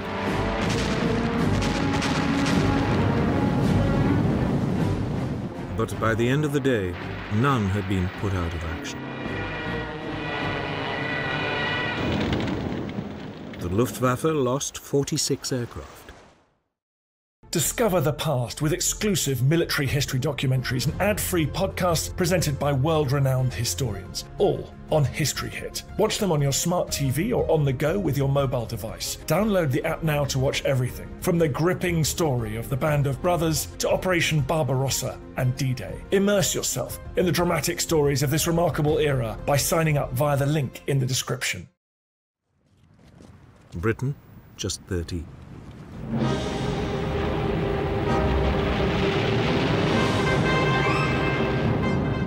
The Luftwaffe mounted its largest attack of the whole battle on August the 15th.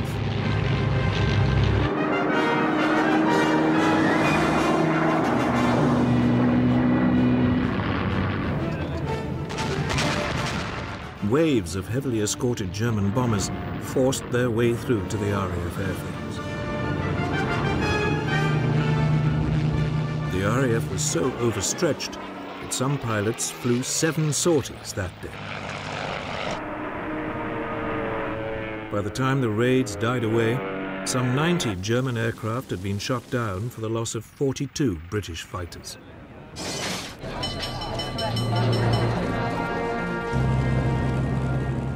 The battle continued with equal ferocity over the next few days. Both sides became increasingly exhausted.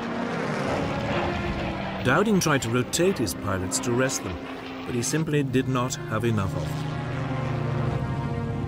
Many were being sent into battle with just 10 hours flying experience.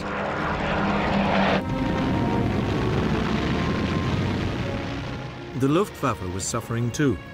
Its pilots were shocked and increasingly demoralized by the resilience of the British. The RAF fighters always seemed to be waiting for them.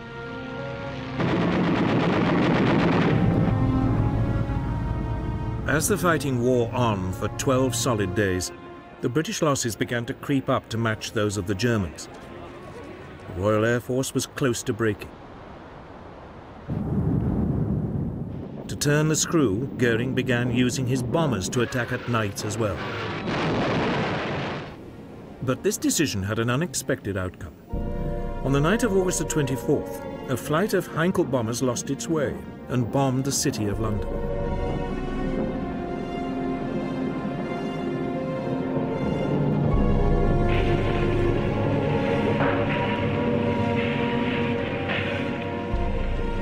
It was the first attack on a non-military target. The next night, 81 British bombers responded by raiding Berlin.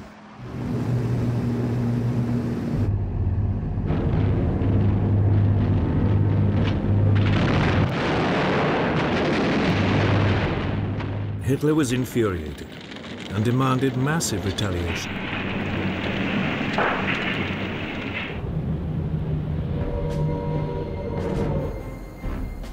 This came on the evening of September the 7th. German bombers attacked the London docks and surrounding areas. More than 450 people died and thousands of homes were destroyed.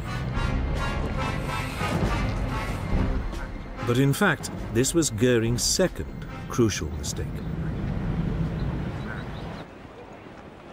By switching from the RAF's airfields just at the moment when it seemed about to break, he gave it the respite it needed. Had Goering continued to attack the airfields, the RAF could not have continued to defend the skies. Instead, on September the 15th, British radars picked up another massive assault on London. The first wave of 100 bombers and 400 fighters was intercepted. Fighting raged all the way from the coast.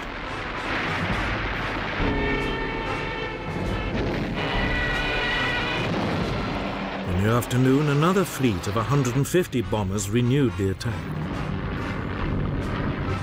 Winston Churchill was at Fighter Command headquarters that day. After he heard controllers calling in reinforcements from neighboring groups, he asked, "What other reserves have we got?" The reply was, "There are none."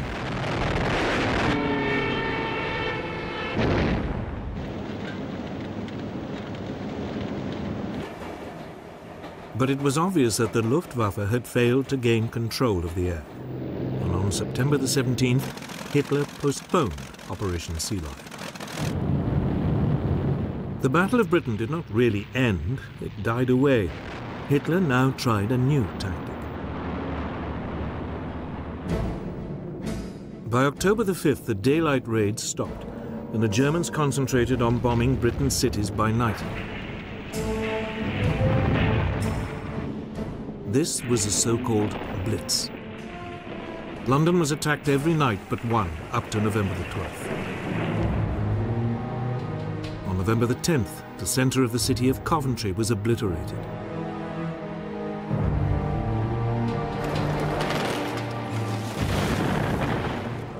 The Blitz continued into 1941, with the last major raid being made on London on the night of May the 10th. More than 50,000 civilians were killed in the Blitz, but there was never any question of Britain cracking.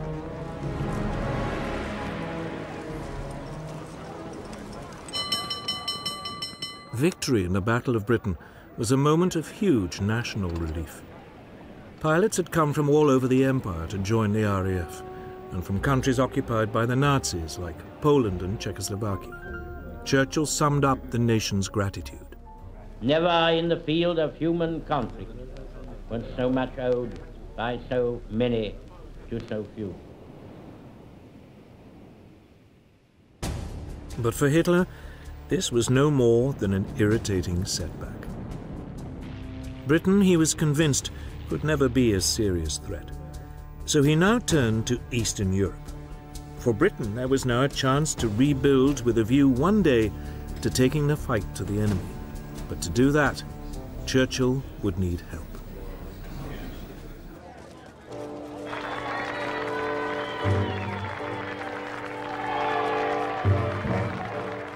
Britain may have won the Battle of Britain, but it was still immensely vulnerable.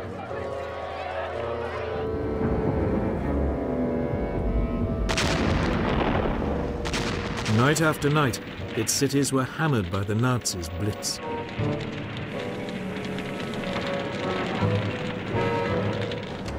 Its supply lifelines at sea were under constant assault. Churchill needed more help.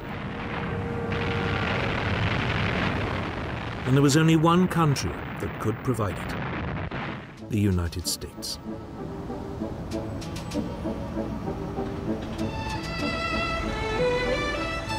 By 1940, the US had recovered from the Great Depression and the economy was booming again. It had immense reserves of manpower and unrivaled industrial strength. But the people of the United States were utterly opposed to becoming involved yet again in Europe's wars. In July 1940, a poll showed that only 8% of them were willing to enter the war. Undeterred, Churchill lobbied the US president, Franklin Delano Roosevelt. Roosevelt had long admired Churchill for his outspokenly anti-Nazi views, and the two men shared an interest in naval affairs. Roosevelt had been Undersecretary for the US Navy in 1917. After he became president, Roosevelt kept in touch with Churchill. The two began a correspondence, Churchill signing himself former naval person. For all his avuncular image, Roosevelt had no illusions that German aggression would one day suck America into the war. So he began the long job of preparing American public opinion.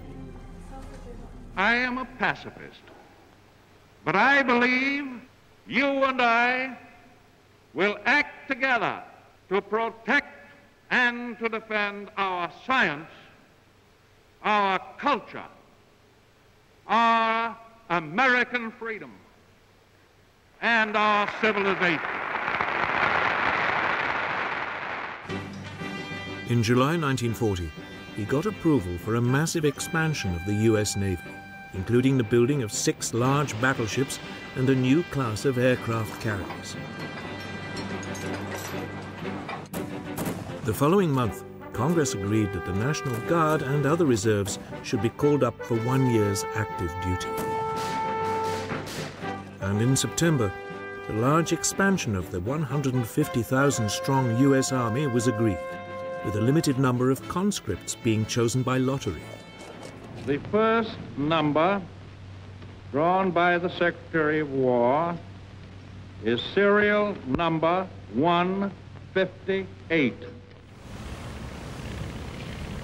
That same month, Roosevelt announced a deal under which the US would supply Britain with 50 World War I destroyers in return for 99-year leases on bases in Newfoundland and the Caribbean.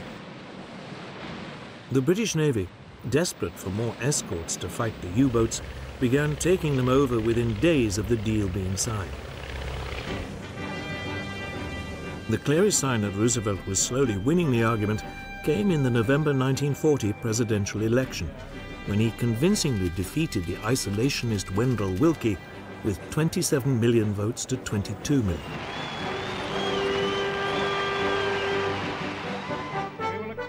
At the end of the year, Roosevelt spoke to the American people, setting out the 4 essential freedoms which he believed were at stake, and which Britain was fighting to uphold: freedom of speech and religion, and freedom from want and from fear. To save these, the United States must become the arsenal of the democracies. In other words, it must arm Britain. We shall send you in ever-increasing numbers ships, planes, tanks, guns. That is our purpose and our pledge. But some Americans remained implacably opposed to helping Britain. One of the most outspoken was the American ambassador in London, Joseph Kennedy, father of the future president John F. Kennedy. A Boston Irish businessman who had made his fortune booze smuggling during Prohibition, Kennedy hated the British and seized every opportunity to claim that they would shortly be forced to surrender.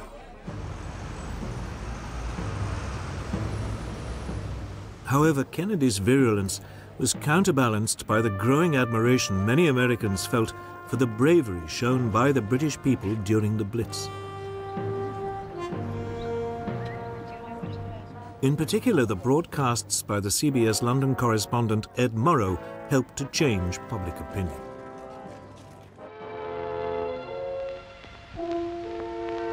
This is London. I remember the evening of Sunday, December 29th. It was just like any other winter evening.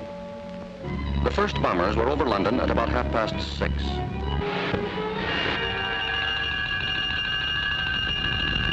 Soon the fires hissed from the top-story windows.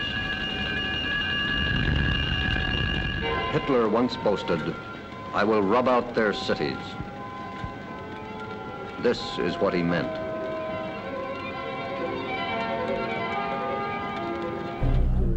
Encouraged by his electoral success, in January 1941, Roosevelt introduced his so-called Lend-Lease Bill.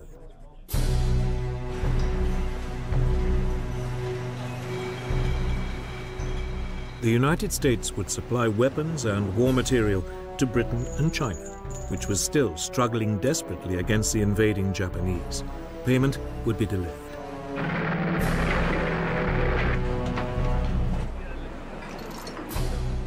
Roosevelt likened Lend-Lease to lending a neighbor a hose to put out a fire.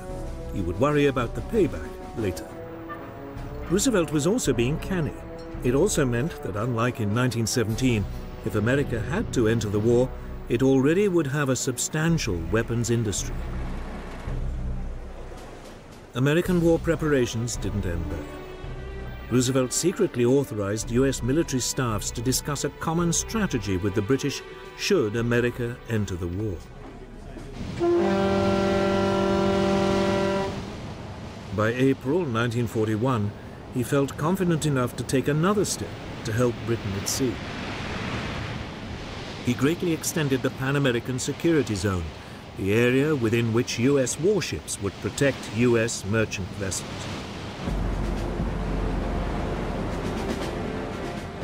In May, US troops set up bases in Greenland, and in July, US Marines were sent to replace the British garrison in Iceland, which was there to deprive the Germans of its harbors.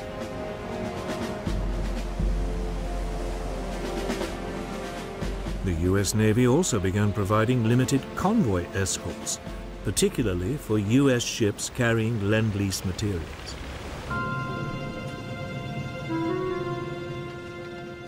Hitler now gave his submariners strict instructions not to sink American ships, as he didn't want to provoke the United States into war. But inevitably, there were clashes. On September the 4th, 1941, a British aircraft attacked a German submarine. Thinking that the strike had come from the nearby US destroyer Greer, the U-boat fired a torpedo at it. The Greer responded with depth charges, and there was a running battle which lasted 3 hours.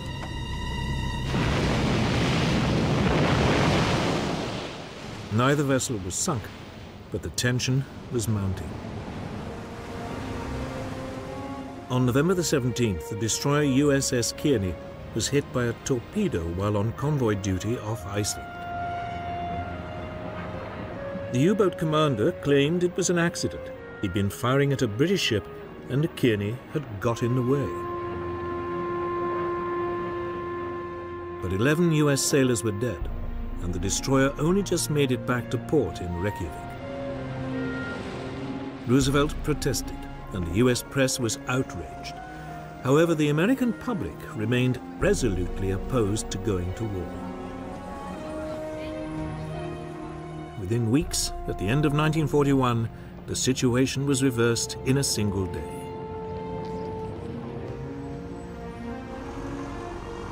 But in the meantime, Britain would have to fight on alone. And luckily, it had an astonishing weapon to hand.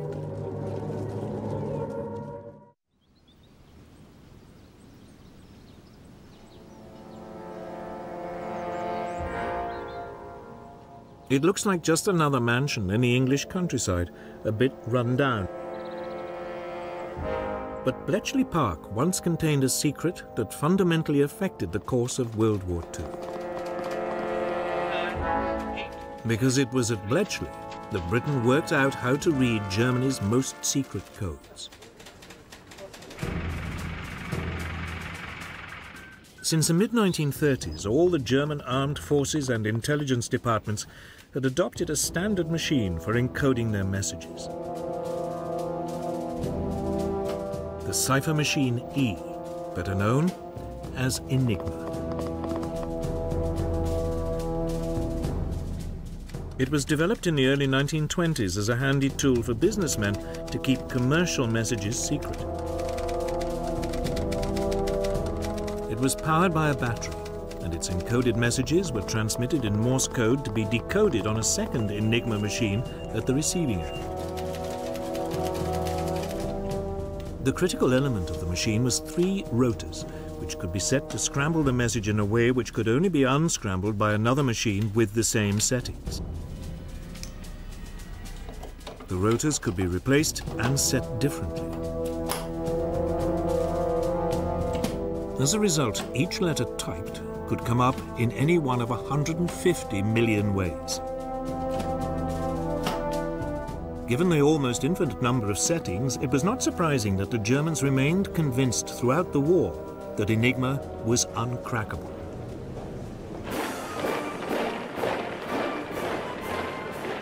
It was the Poles who took the first steps in solving this baffling puzzle.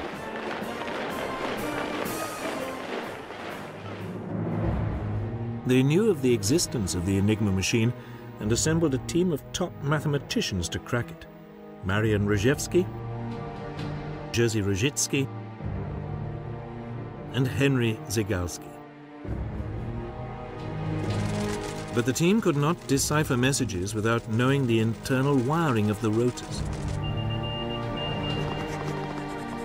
The solution was supplied by French intelligence, which sent its Polish allies material gathered by a spy in the German army's cipher department. Amongst this was an Enigma manual. The Poles were able to reconstruct an Enigma machine and began laboriously decoding messages.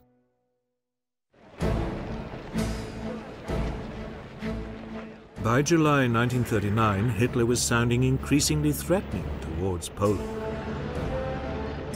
Britain and France had promised to come to its aid. It was clear that war was coming.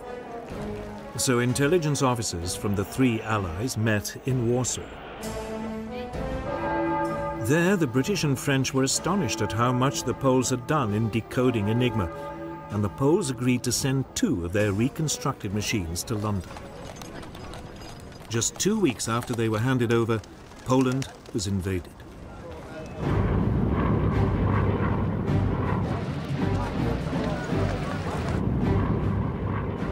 By the time Poland fell to the Germans, the Polish cryptographers had destroyed all evidence of their work on Enigma. Some were captured and tortured, but none revealed what they'd been up to.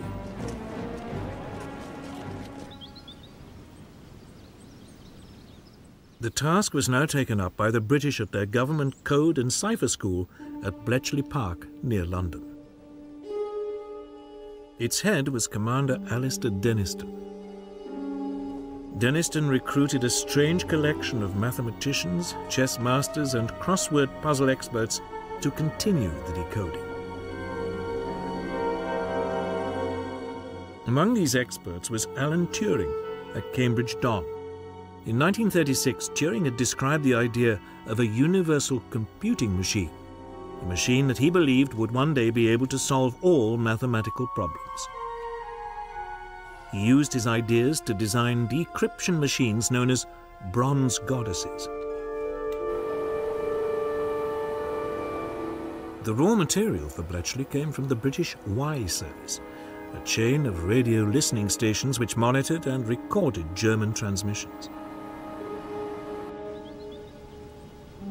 The messages were fed into Bletchley's bronze goddesses, and permutations ran until at last the key was found.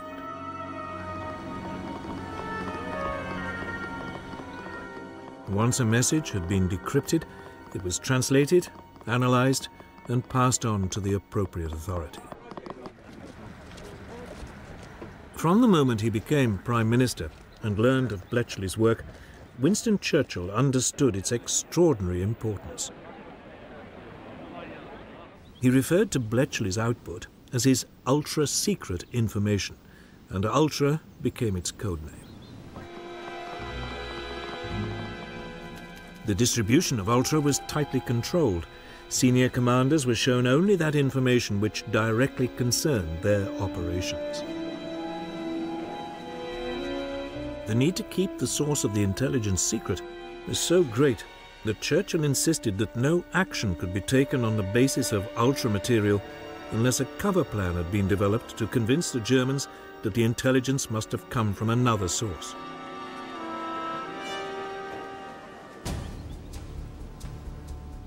The third critical element of the Bletchley operation, after decoding and assessing the material, was keeping control of it.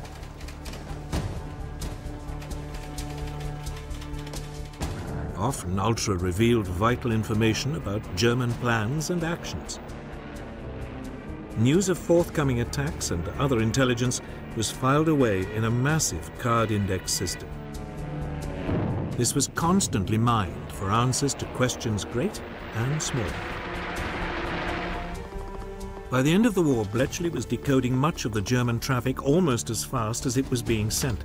It was jokingly said that it would have been quicker for a German commander to ring Bletchley to get his orders. It was at sea that the Allies first became aware of how vital information from ultra could be. An early example of its potential came on June the 8th, 1940. The British aircraft carrier Glorious was covering the convoys withdrawing Allied troops from Norway when Bletchley decoded signals showing the German battlecruisers Scharnhorst and Gneisenau were approaching its position. A warning was passed to Royal Navy headquarters, but unaware of how accurate the information was likely to be, this chose not to pass it on.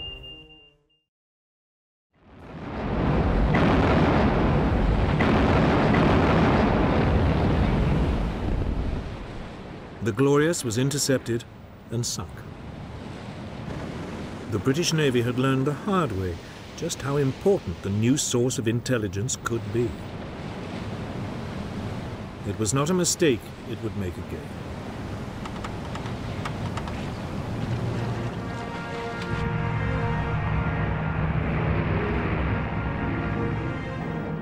Bletchley also performed a critical role in the build-up to the Battle of Britain. It had provided a clear picture of the Luftwaffe's order of battle and the overall strategy being adopted by its leader, Hermann Goering. This information convinced the head of British Fighter Command, Air Vice Marshal Hugh Dowding, that his tactic of committing his fighters bit by bit rather than in large numbers was the correct one, a tactic that played a crucial part in preserving the RAF's narrow winning margin.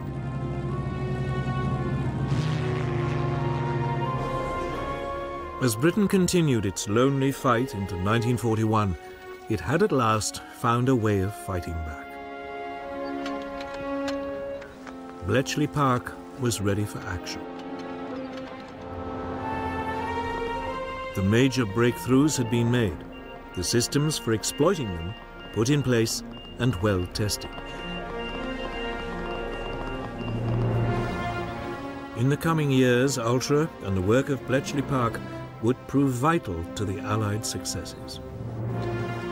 But as the Battle of Britain and the Blitz ground on, these were still a long way off. Churchill still needed more immediate results.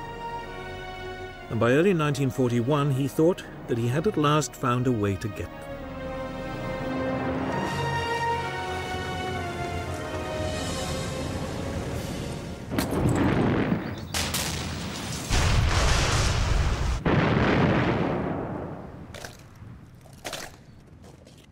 Nazi Germany might now control most of Western Europe, but Britain's Prime Minister, Winston Churchill, now decided to take the war to the Germans. We shall not flinch from the supreme trial. All will come right. Out of the depths Even before France had surrendered, he was looking for ways of striking back and of keeping resistance alive in the countries which had been overrun.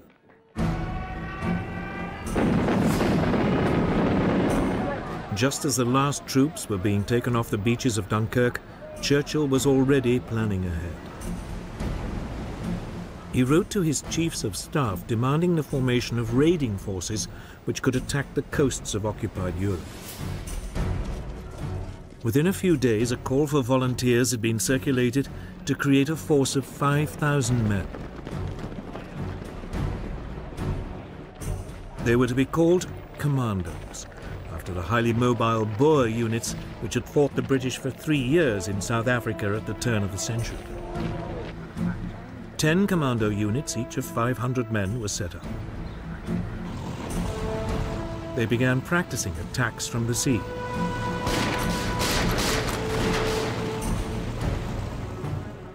One unit was ordered to specialize in parachuting and using assault gliders. This soon became the basis of the separate parachute regiment.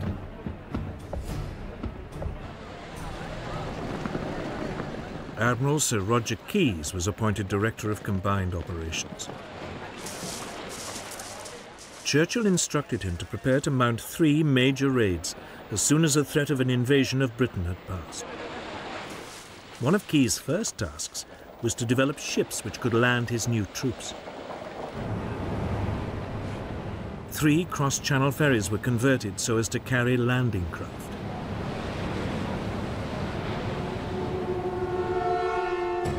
On March the 4th, 1941, 2 commando units and a demolition squad were landed on the Lofoten Islands off northern Norway. Their main objective was to destroy factories which converted fish oil into glycerine for explosives.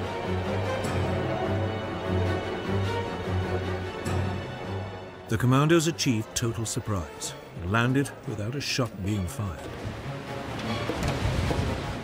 A German armed trawler in the harbour was seized. They quickly destroyed the factories and the fish oil tanks.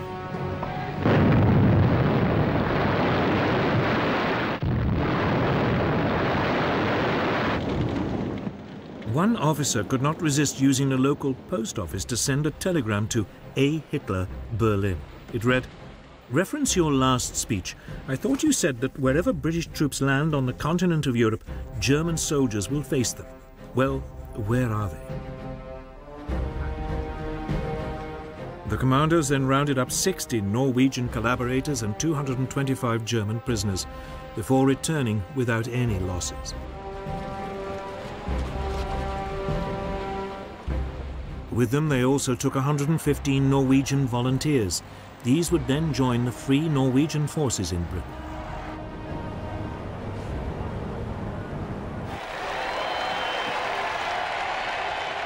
The Lofoten raid was an enormous public relations success and a huge boost for British morale. But its most important result was one which could not be publicized: the capture of a set of rotors for an Enigma machine. Although the machine had been thrown overboard from the armed trawler, its crew forgot the spares. They were to give invaluable help to the cryptographers of Bletchley Park in breaking the German naval codes.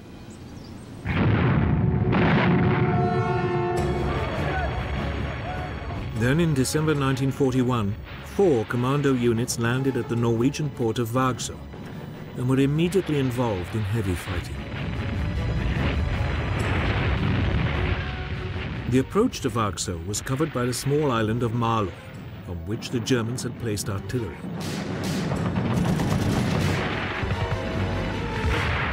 This was quickly overrun, but across the water in Vagsø, the fighting was intense.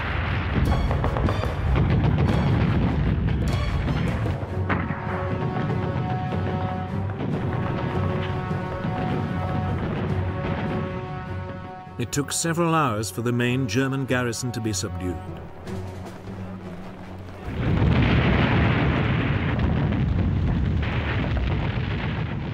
The commandos then blew up several factories and sank 8 ships before withdrawing. These raids convinced Hitler that sooner or later the British would attempt to retake Norway. So for the remaining 4 years of the war, he kept some 250,000 troops there. Troops which might have proved vital on other fronts. But effective as they were, commando raids were not enough to stop the Nazis. Churchill needed other ways to hurt them, so he focused on the resistance movements in the occupied countries.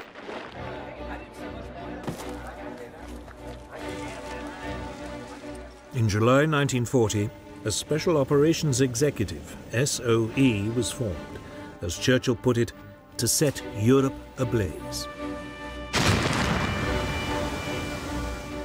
Its objectives were to encourage sabotage of the enemy war effort, gather intelligence and prepare clandestine forces to disrupt German defenses.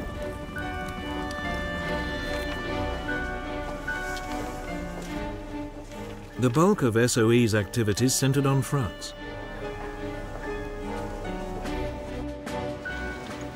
Soon agents were recruited in Britain to build up and coordinate the French resistance networks. Radio operators and couriers were also trained to support them.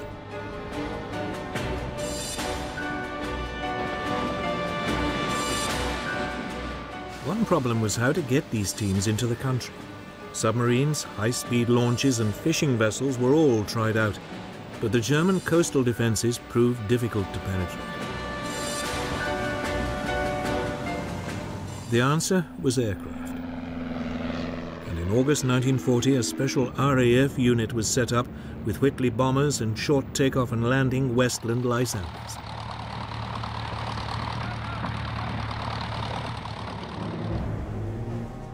Agents and equipment were either parachuted in from the bombers or flown in and brought out by the Lysanders.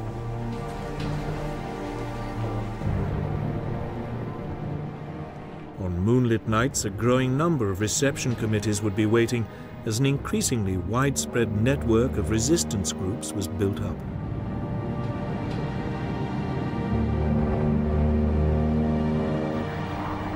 But all the while, they were hunted by an increasingly sophisticated German counter-espionage system. This used direction-finding equipment to locate hidden radios and double agents to infiltrate networks.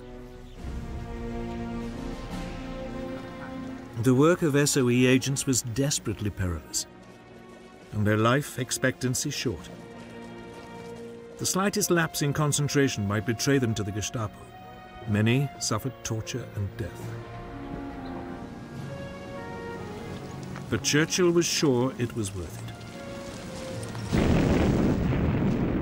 Keeping resistance alive in the occupied countries gave hope to millions that liberation would eventually come.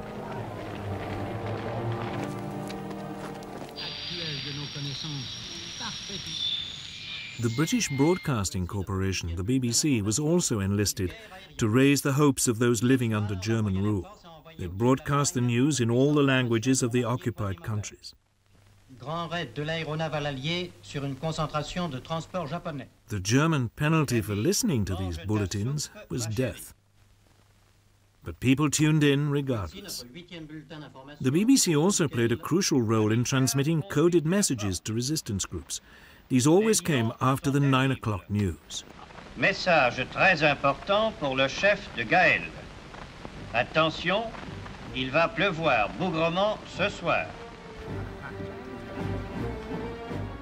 For the peoples of occupied Europe, the prospect of liberation might only be a distant dream, but in the middle of 1941 it suddenly became more likely. For by then, Britain was no longer alone in fighting Nazism. It had gained a massive ally, but it wasn't America, which Churchill had assiduously been courting. It was the Soviet Union.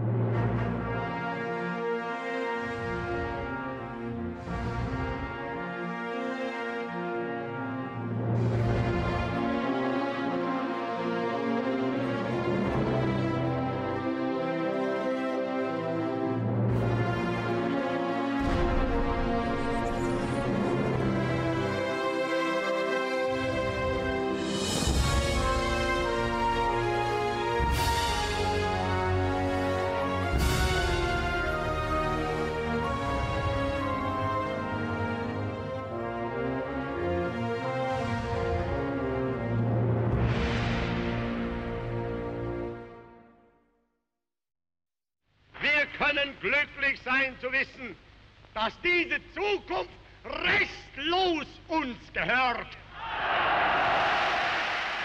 Adolf Hitler had never disguised his belief that the Soviet Union would be his regime's ultimate enemy. Der sich als Träger seines besten Blutes fühlen und dieses wissend zur Führung der Nation. He hated communism and saw the vast open spaces and abundant natural resources of Soviet Russia as the prize which would finally enable the German people to become the master race.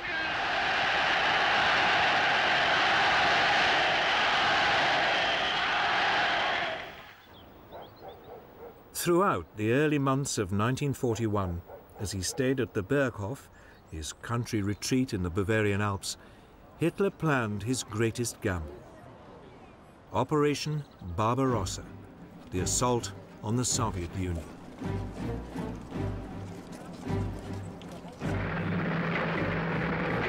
Steadily, his armies were redeployed to the east and re-equipped for what would be their greatest challenge.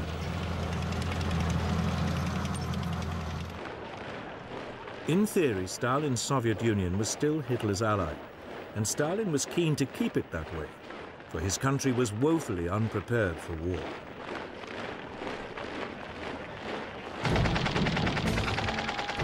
The mighty Red Army, once the largest and most technologically advanced in the world, had been devastated by Stalin's purges in the late 1930s. Some 3/4 of its senior officers had been shot or imprisoned. Despite appearances, there had been a catastrophic collapse in morale and efficiency.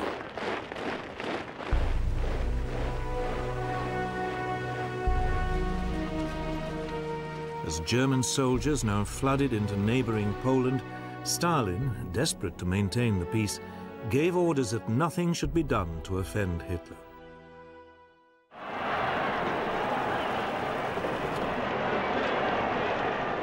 But Hitler had one other task to perform before he could push on to Russia.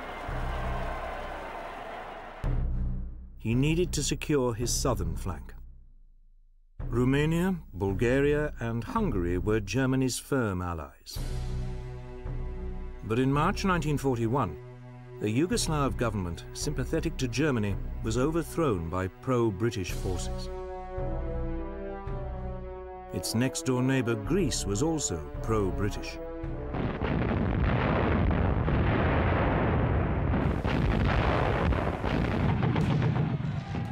So, on April the 6th, 1941, the German army invaded the Balkans.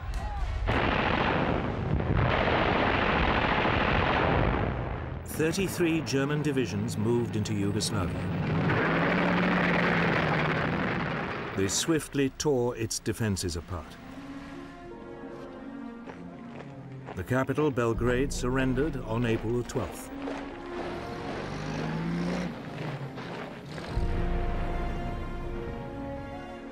Greece fell almost as quickly. Despite British help, Athens was captured in less than 3 weeks.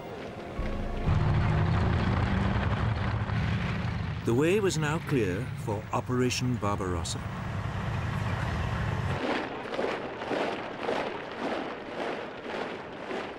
Over 4 million men were to be deployed.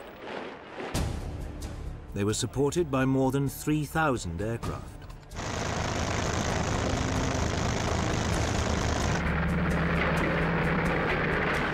The plan called for 3 simultaneous thrusts. Army Group North would overrun the Baltic states and seize Leningrad.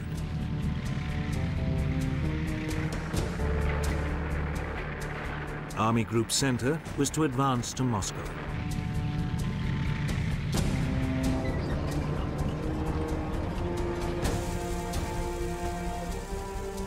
And Army Group South would occupy the Ukraine.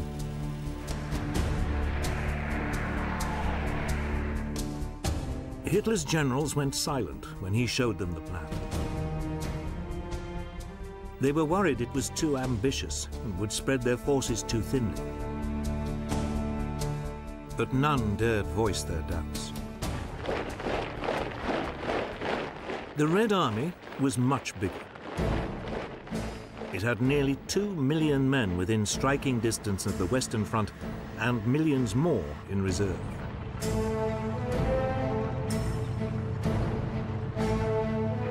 The Russians also had more than 20,000 tanks, far outnumbering Germany's 6,000. They were older and less powerful, but they were still a formidable fighting force.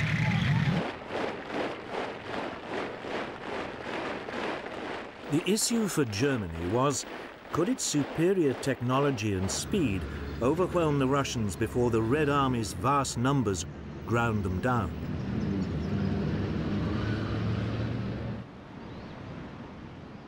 Operation Barbarossa began at 3:15 a.m. on June the 22nd, 1941.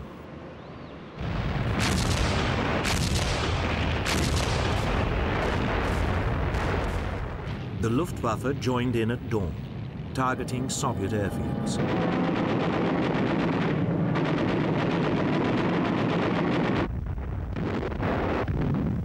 Simultaneously, the ground attack began.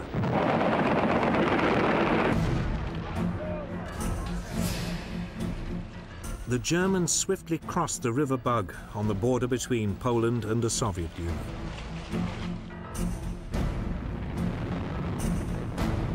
Hitler's panzers were soon thrusting deep into Soviet territory. Within 2 days, the panzers had penetrated more than 50 miles. Ill-coordinated Red Army counterattacks were swiftly brushed aside.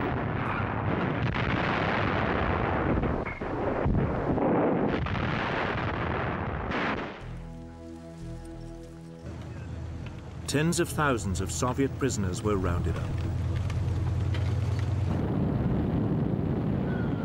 Meanwhile, the Luftwaffe had total domination of the air.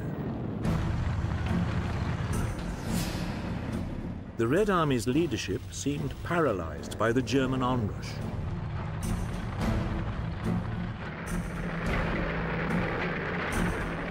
On June the 29th, 7 days after the start of the assault, 2 panzer thrusts met up near Minsk, surrounding huge pockets of Soviet troops.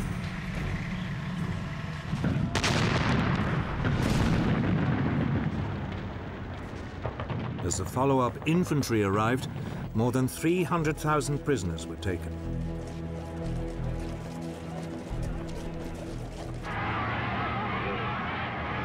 Often the Germans found themselves welcomed as liberators, particularly in the Ukraine, where anti-Russian feeling was widespread.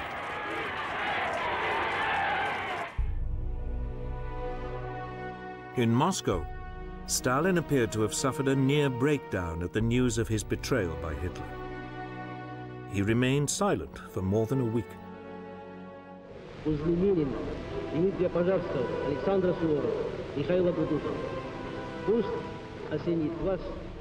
Not until July the 3rd did he appeal to his people's patriotism to save the motherland.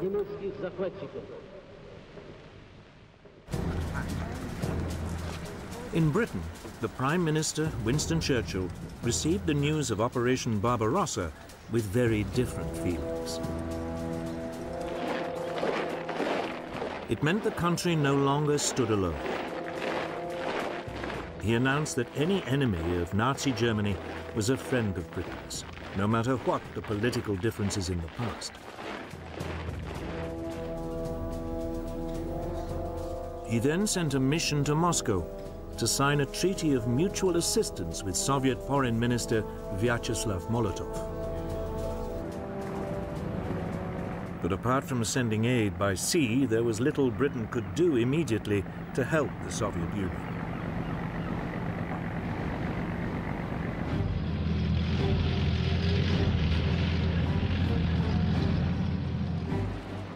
As June turned to July, the German blitzkrieg slashed deeper into Soviet territory. It was beginning to look as if nothing could stop Hitler, but he was about to make his first major strategic blunder.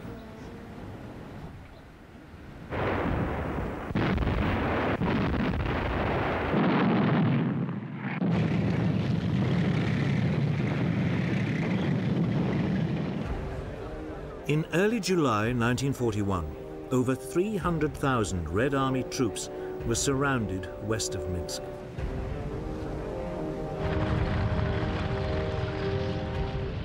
Hitler's panzer commanders, in particular General Heinz Guderian, begged to be allowed to race on. Operation Barbarossa was working like clockwork.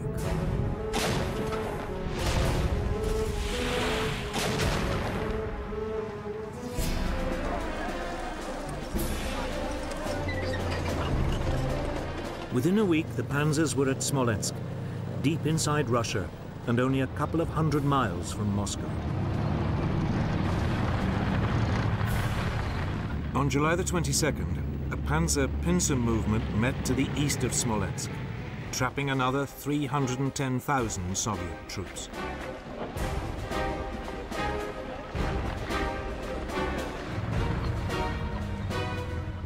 Here there was a brief pause, while the rest of the army caught up.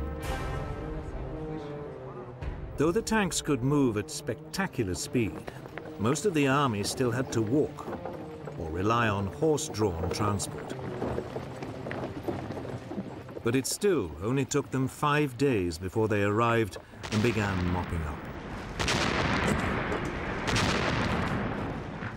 The operation was completed in just 9 more days. Vast columns of Soviet prisoners began trudging west to captivity. Over 2.5 million never returned. Discover the past with exclusive military history documentaries and ad-free podcasts presented by world-renowned historians, all on History Hit. Watch them on your smart TV or on the go with your mobile device. Download the app now to watch everything, from the gripping story of the Band of Brothers to Operation Barbarossa and D-Day. Immerse yourself in the dramatic stories of this remarkable era by signing up via the link in the description. Moscow was now only 200 miles away, and the road lay open. It seemed certain it would fall by the end of the summer, as planned.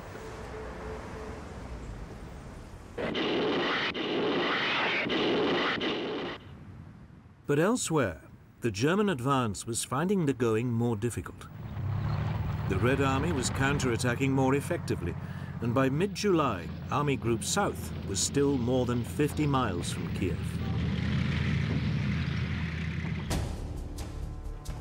Hitler decided Guderian's panzers should delay their advance on Moscow and swing south to Kiev to provide help.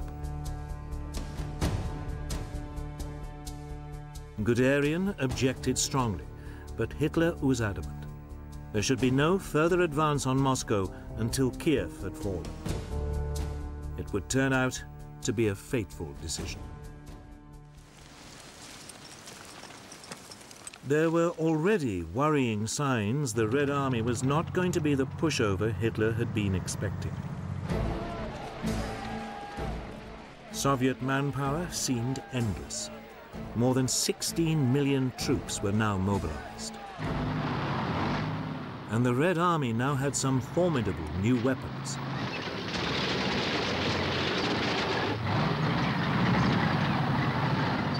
In particular, a new tank, the 37-ton T-34. It had a 76mm gun and was faster and better cross-country than the Panzer Mark IV.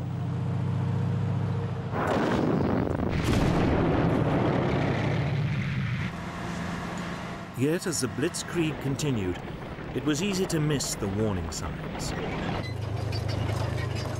Guderian's Panzer Group began its thrust south on August the 23rd, 1941. The panzers of Army Group South struck north 3 weeks later. The pincers met east of Kiev on September the 16th.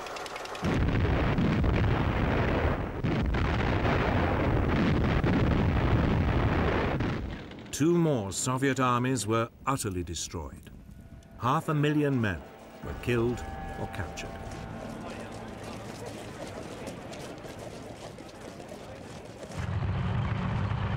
On the same day, more than 1,000 miles to the north, Army Group North surrounded the city of Leningrad, today's St. Petersburg. It was immediately cut off from the rest of the Soviet Union.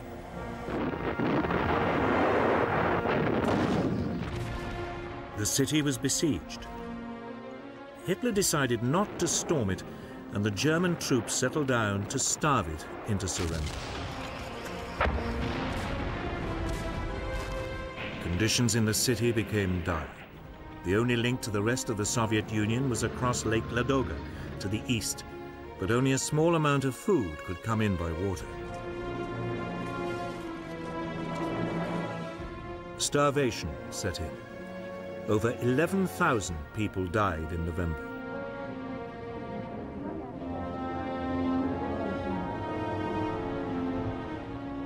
Not until December could an ice road be opened across the lake, and there was a slight increase in rations. But 3,700 people died of starvation on one day in December alone.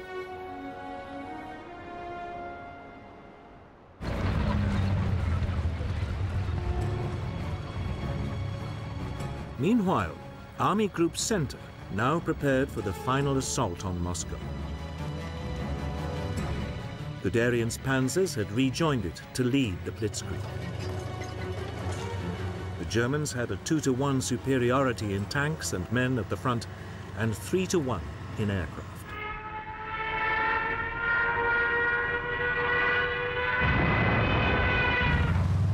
The assault started on September the 20th, 1941. Once again, Guderian's panzers slashed deep through the Red Army. By October the 7th, yet more Soviet troops were surrounded.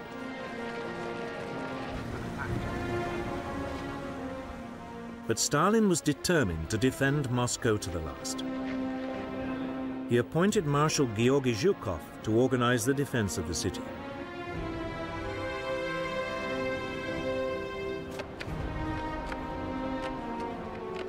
The people of Moscow were mobilized to dig a series of defensive lines.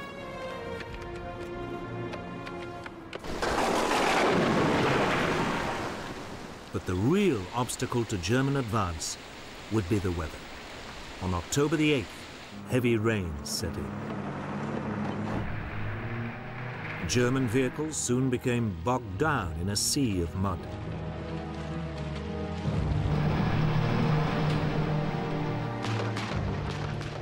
By late October, appalling weather and an increasingly stubborn Soviet resistance meant Army Group Center was still some 50 miles short of Moscow. Hitler was finally paying the price for his decision earlier in the year to delay his advance on Moscow.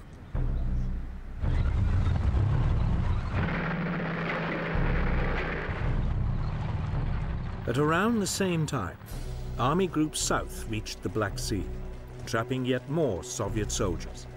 Another 100,000 prisoners were taken.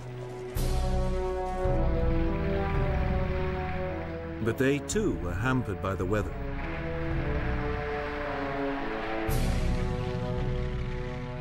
Even so, the city of Kharkov was captured on October the 24th, 1941. But the weather was now starting to freeze. The German forces, confident the campaign would be over by the summer, were caught unprepared. With no winter clothing, they now suffered terribly.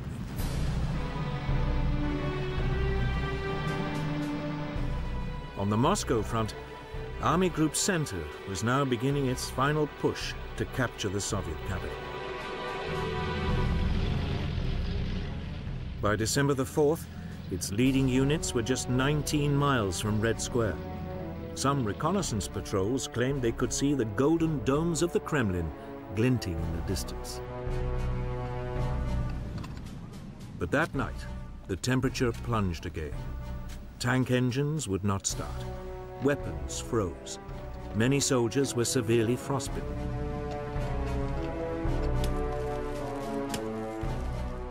On December the 5th, the Germans halted the attack. Winter had come to the rescue of the Red Army. But the Germans were confident that come the spring, they could finish the job.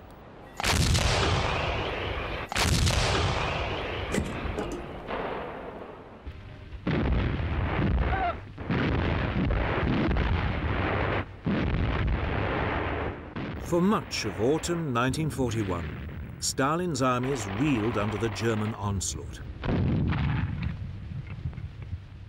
But all the while, he had another worry, that the Japanese would attack his forces in Siberia. But in November, the Soviet dictator received a message from his top spy in Japan, assuring him the Japanese had no such intention.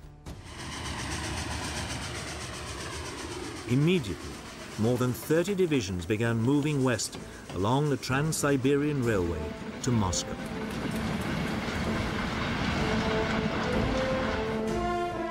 They were well equipped and well trained in winter fighting.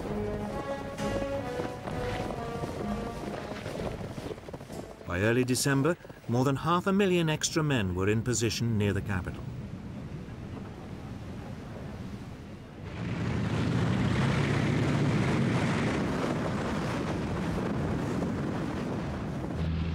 On December the 5th, just as the Germans were abandoning their attempt to capture Moscow, they were hit by a savage Russian attack.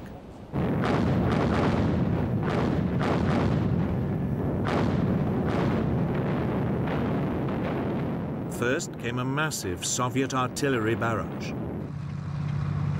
Then swarms of Soviet T-34s crashed through the German defenses.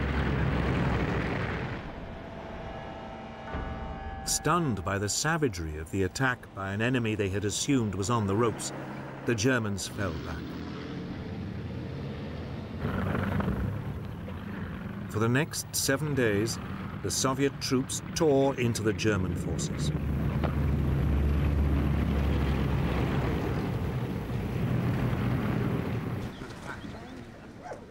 For Hitler, who had only reluctantly agreed to halt the attack on Moscow, it was a terrible blow.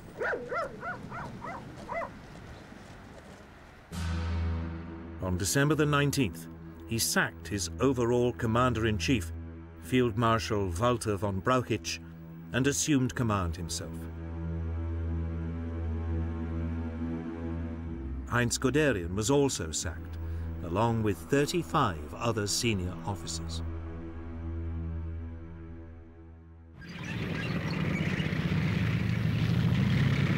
Hitler now ordered that there would be no more retreats. The German troops should fight, and if necessary, die where they stood.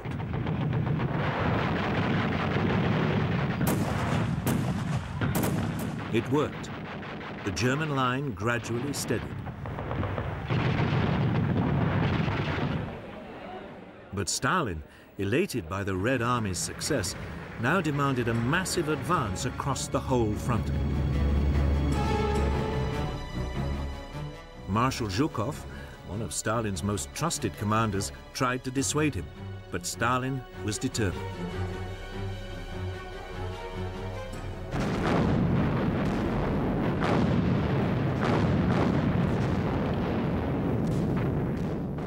For the next 4 months, fighting swirled inconclusively around the German defensive positions. For Hitler, this was a very uncomfortable situation. He was used to, and expected, quick results. Now he was dangerously bogged down in the Soviet Union and facing an enemy that never seemed to give up.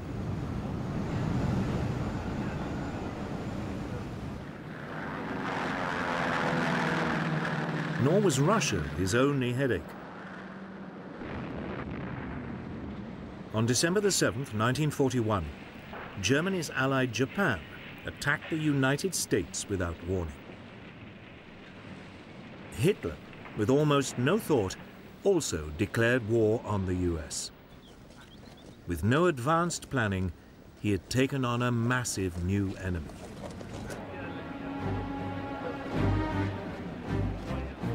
As 1941 became 1942, Hitler remained determined to go on the offensive again in Russia. But he needed a new strategy.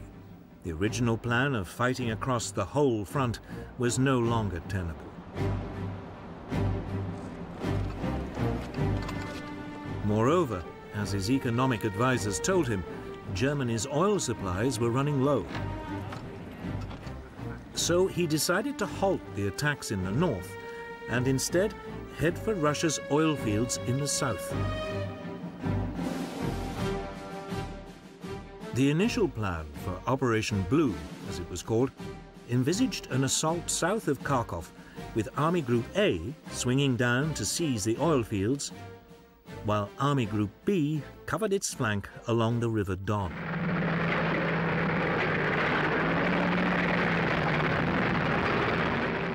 Straight away, there was a brutal encounter with Soviet forces trying to retake Kharkov.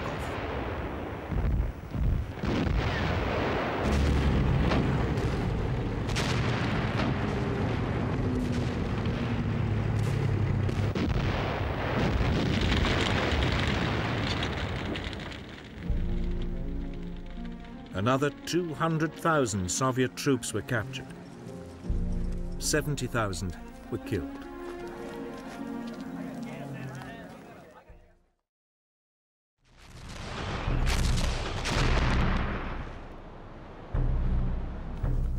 As part of the same operation, the Germans tightened their siege of the port of Sebastopol in the Crimea. For 8 months, the defenders had been under constant bombardment from German artillery, including a massive 400mm railway gun.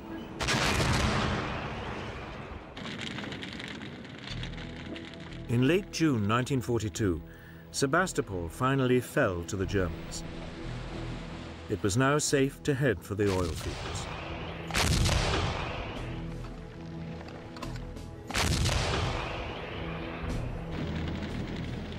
On June the 28th, the offensive began. Army Group B forced its way through to the River Don and advanced along its western bank.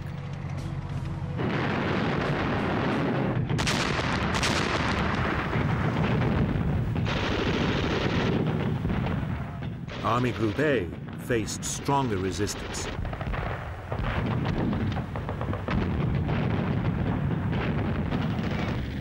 But by July the 9th, it was close to Rostov.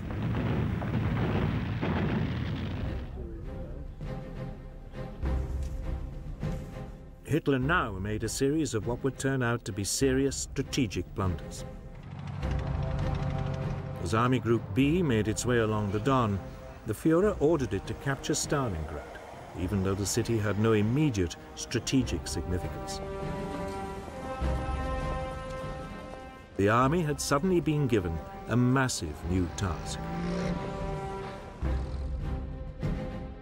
2 weeks later, Hitler compounded his misjudgment. Frustrated by the slow progress of the campaign in the Caucasus, he diverted the bulk of his panzers down to the mountains. The march on Stalingrad slowed noticeably.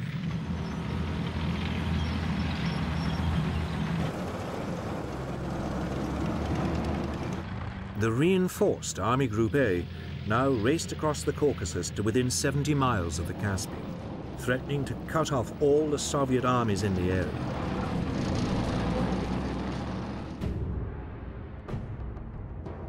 But then Hitler changed his mind again. Enraged by Army Group B's slow progress to Stalingrad, he now ordered the panzers back up north. On August the 9th, Army Group A seized the first of the southern oil fields at Mykop. It found them comprehensively trashed.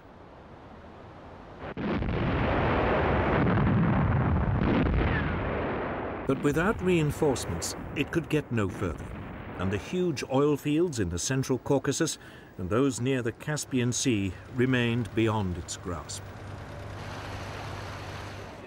But by now, Hitler's attention had shifted again. In late August, German forces were within striking distance of Stalingrad.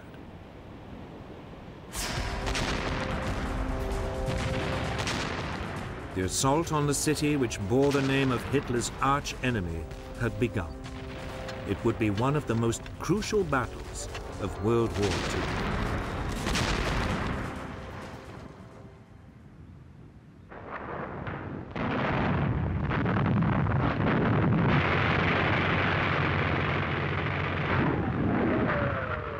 On August the 17th, 1942, General Friedrich Paulus's 6th Army crossed the Don and began a final push on Stalingrad.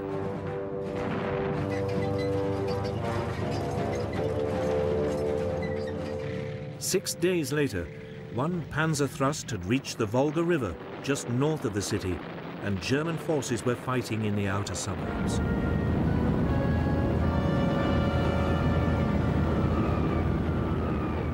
Hitler seemed poised for a famous victory.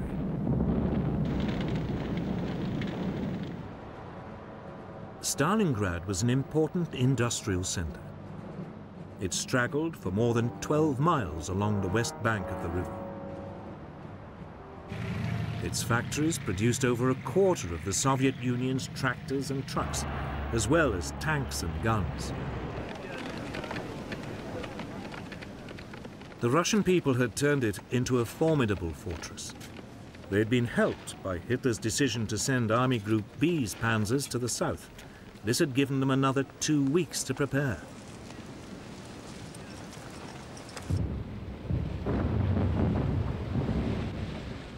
The German plan was to make a direct assault on the city.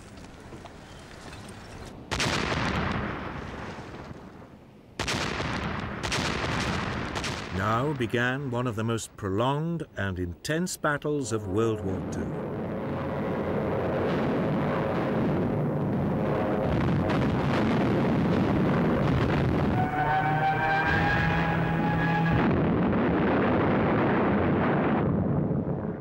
Slowly, the Germans edged forward, street by street, with Stuka dive bombers blitzing just ahead of them.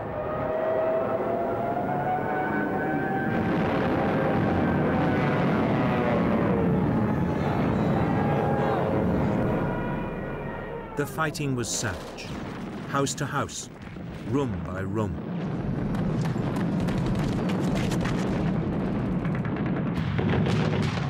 The Soviet defenders used the sewers for shelter and communications, and the ruins above for sniping.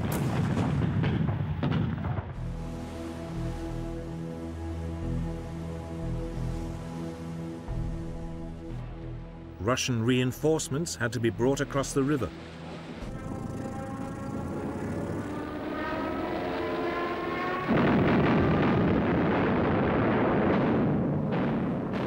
Often they were under assault from the air. But even so, thousands got through.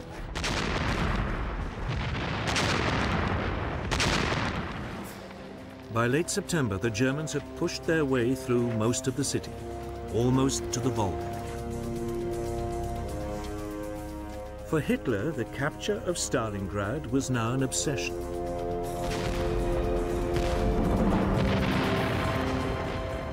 On October the 4th, 1942, General Paulus launched what was meant to be the final assault on Stalingrad.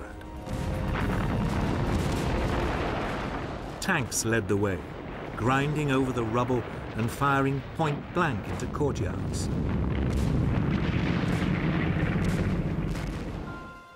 One German officer said, "The advance is measured in corpses, not meters." German victory seemed certain, but in fact, the Germans were dangerously overextended. By mid-November, the Soviet army was bringing in reinforcements. More than 1 million troops, 13,500 guns, 900 tanks, and over 1,000 aircraft were secretly moved to the battle zone.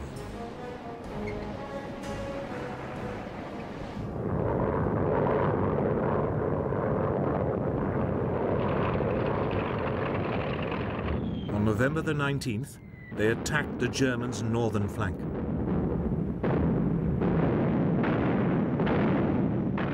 After a massive artillery barrage, the T-34s and assault infantry burst through the German positions.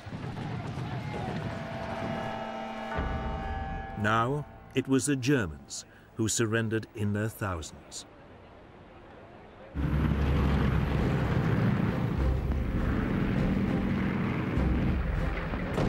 The next day, a Soviet assault in the south was equally successful. And on November the 23rd, these pincer movements met west of Stalingrad, cutting off the German 6th Army.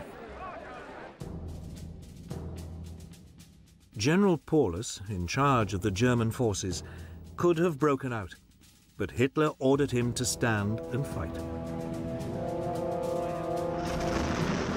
The Führer had been assured by the Luftwaffe that sufficient supplies could be airlifted into Stalingrad. This was enough for him to announce that the German positions must hold out until relieved. To help Paulus, Field Marshal Erich von Manstein, the overall German commander in the region, launched Operation Winter Storm on December the 12th. It was an attempt by the German panzers to break the Soviet encirclement of the city.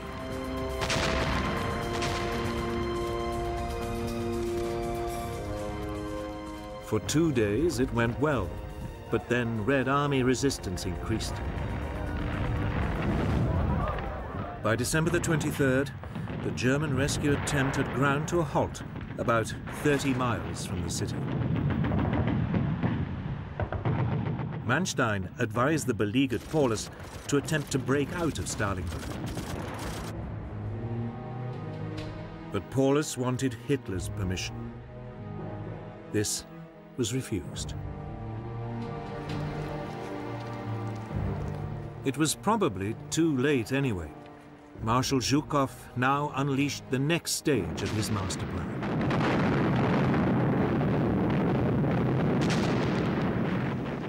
It was a massive assault on the Panzer Relief Operation.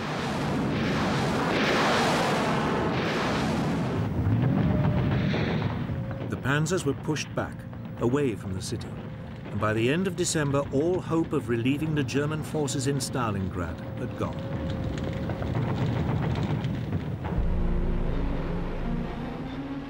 Worse still, plans to airlift aid into the city were a fiasco. The German troops needed 700 tons of supplies a day to survive. They never received more than 80.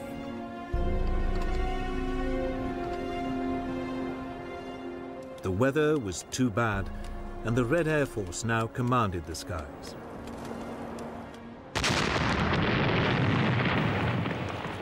Steadily, the Soviet troops squeezed in on the encircled Germans. 200,000 men were trapped.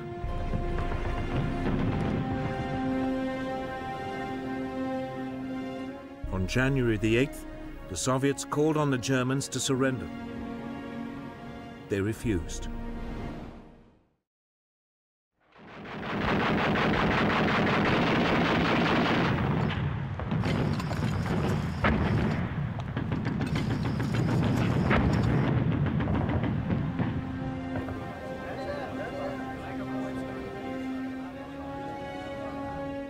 On January the 31st, 1943, Paulus was forced to surrender.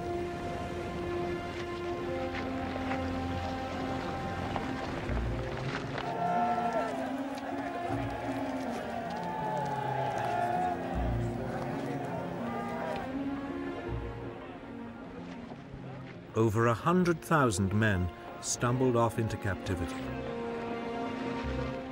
Only 5,000 would ever return to Germany.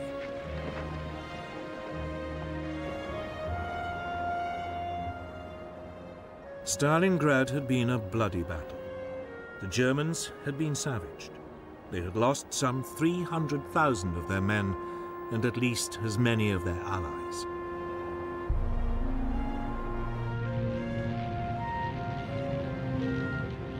The Russians had lost about the same number, including thousands of civilians.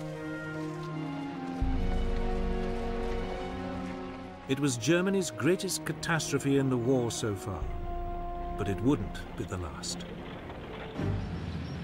The Red Army was now inflicting massive defeats on Hitler's forces across the whole Eastern Front.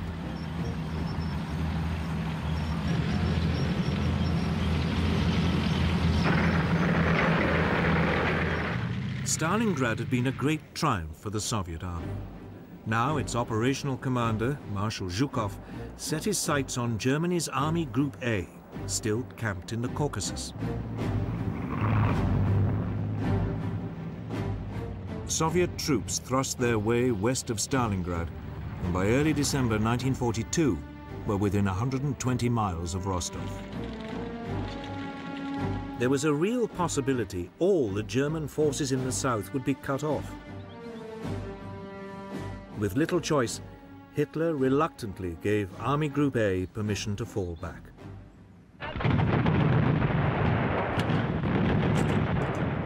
Over the next month, the Germans fought a skillful rearguard action.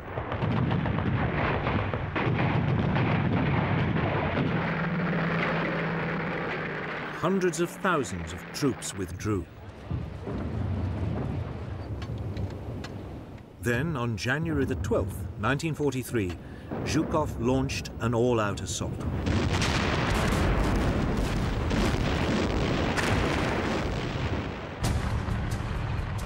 The Soviets attacked along a 500-mile front.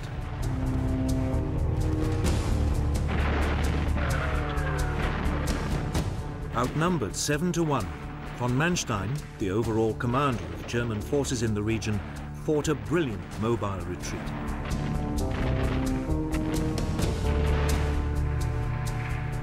But by the end of February, the Red Army had recaptured both Kursk and the nearby city of Kharkov.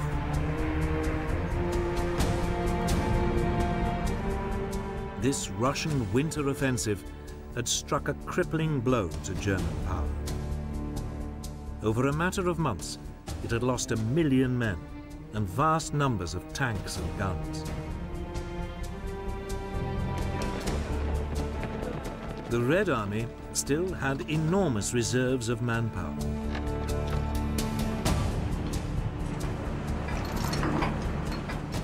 It was also benefiting from a huge increase in weapons production and aid from the United States and Britain. The Germans also no longer had the technological upper hand. The T-34 tank was more than a match for the Panzer Mark IV. And they also had the terrifying Katyusha multiple rocket system, which shattered German troops.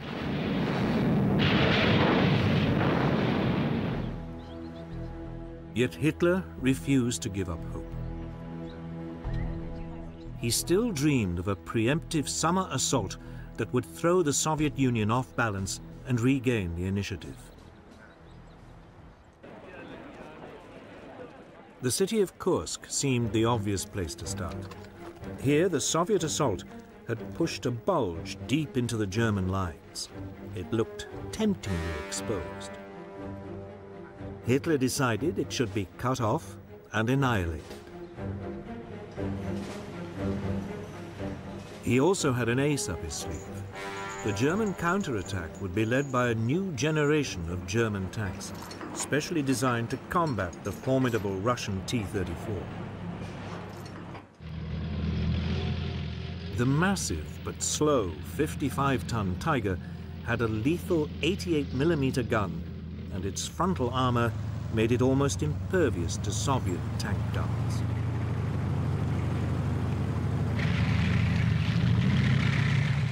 And then there was the faster 43-ton Panther with a new 75mm gun, also capable of knocking out the T-34. These tanks were so new, Hitler was forced to delay the attack whilst sufficient numbers were manufactured and delivered to the front.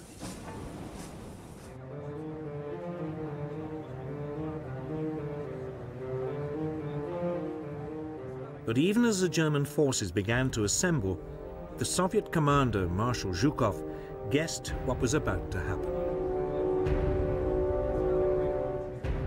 Soon afterwards, he received information from a Soviet spy ring inside the German High Command, confirming the site of the attack. Zhukov ordered the construction of a series of defensive lines with anti-tank ditches, minefields, and deep belts of barbed wire. He also massively built up Soviet forces in the area, pulling in troops and tanks from less vulnerable parts of the front.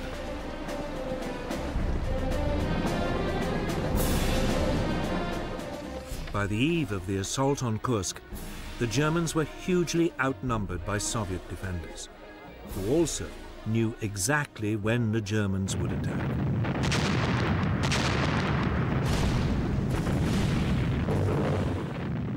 On July the 5th, 1943, just as the German troops prepared to assault, they were hit by a huge Soviet artillery bombardment.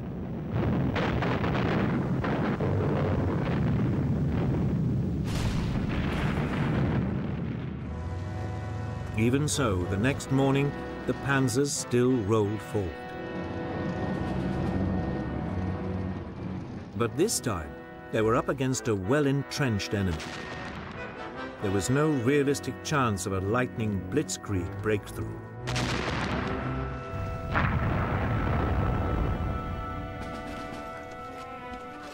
The results were disastrous. In the north, the German army gained a mere 6 miles for the loss of 25,000 men and more than 200 tanks.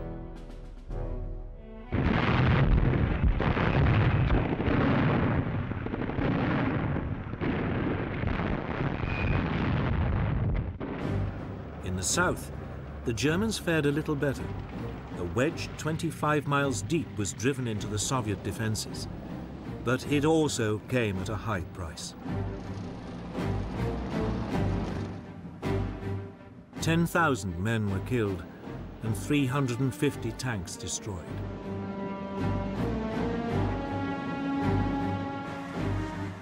But for a brief moment, it looked as if a German breakthrough might be possible.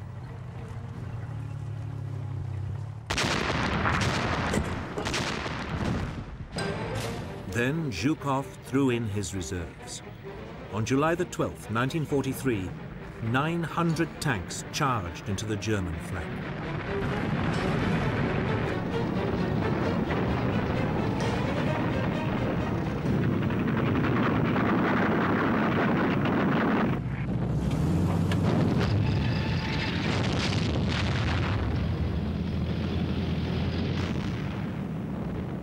Almost 2,000 tanks now engaged in what was the largest armored battle of World War II.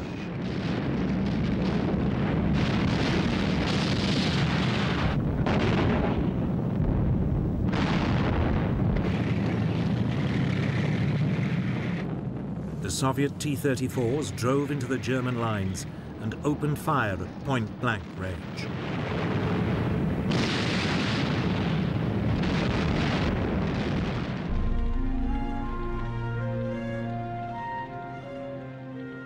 After a single day of brutal combat, the Germans had lost a further 350 tanks and were retreating.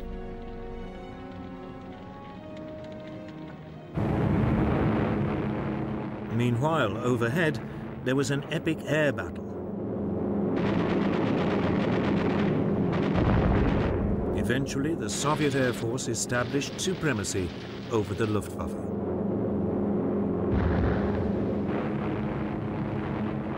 Now the Russians could unleash their formidable Ilyushin IL-2 Stormovik tank killers.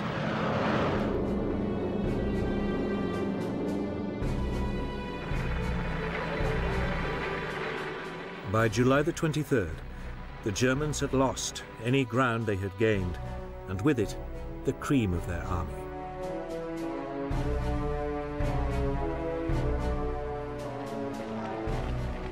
Hitler's adventure at Kursk had cost him at least 50,000 troops and more than 700 tanks.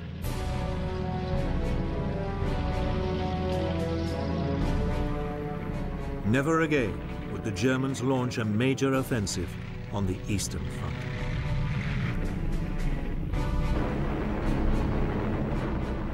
The Russians had turned the tide of the war.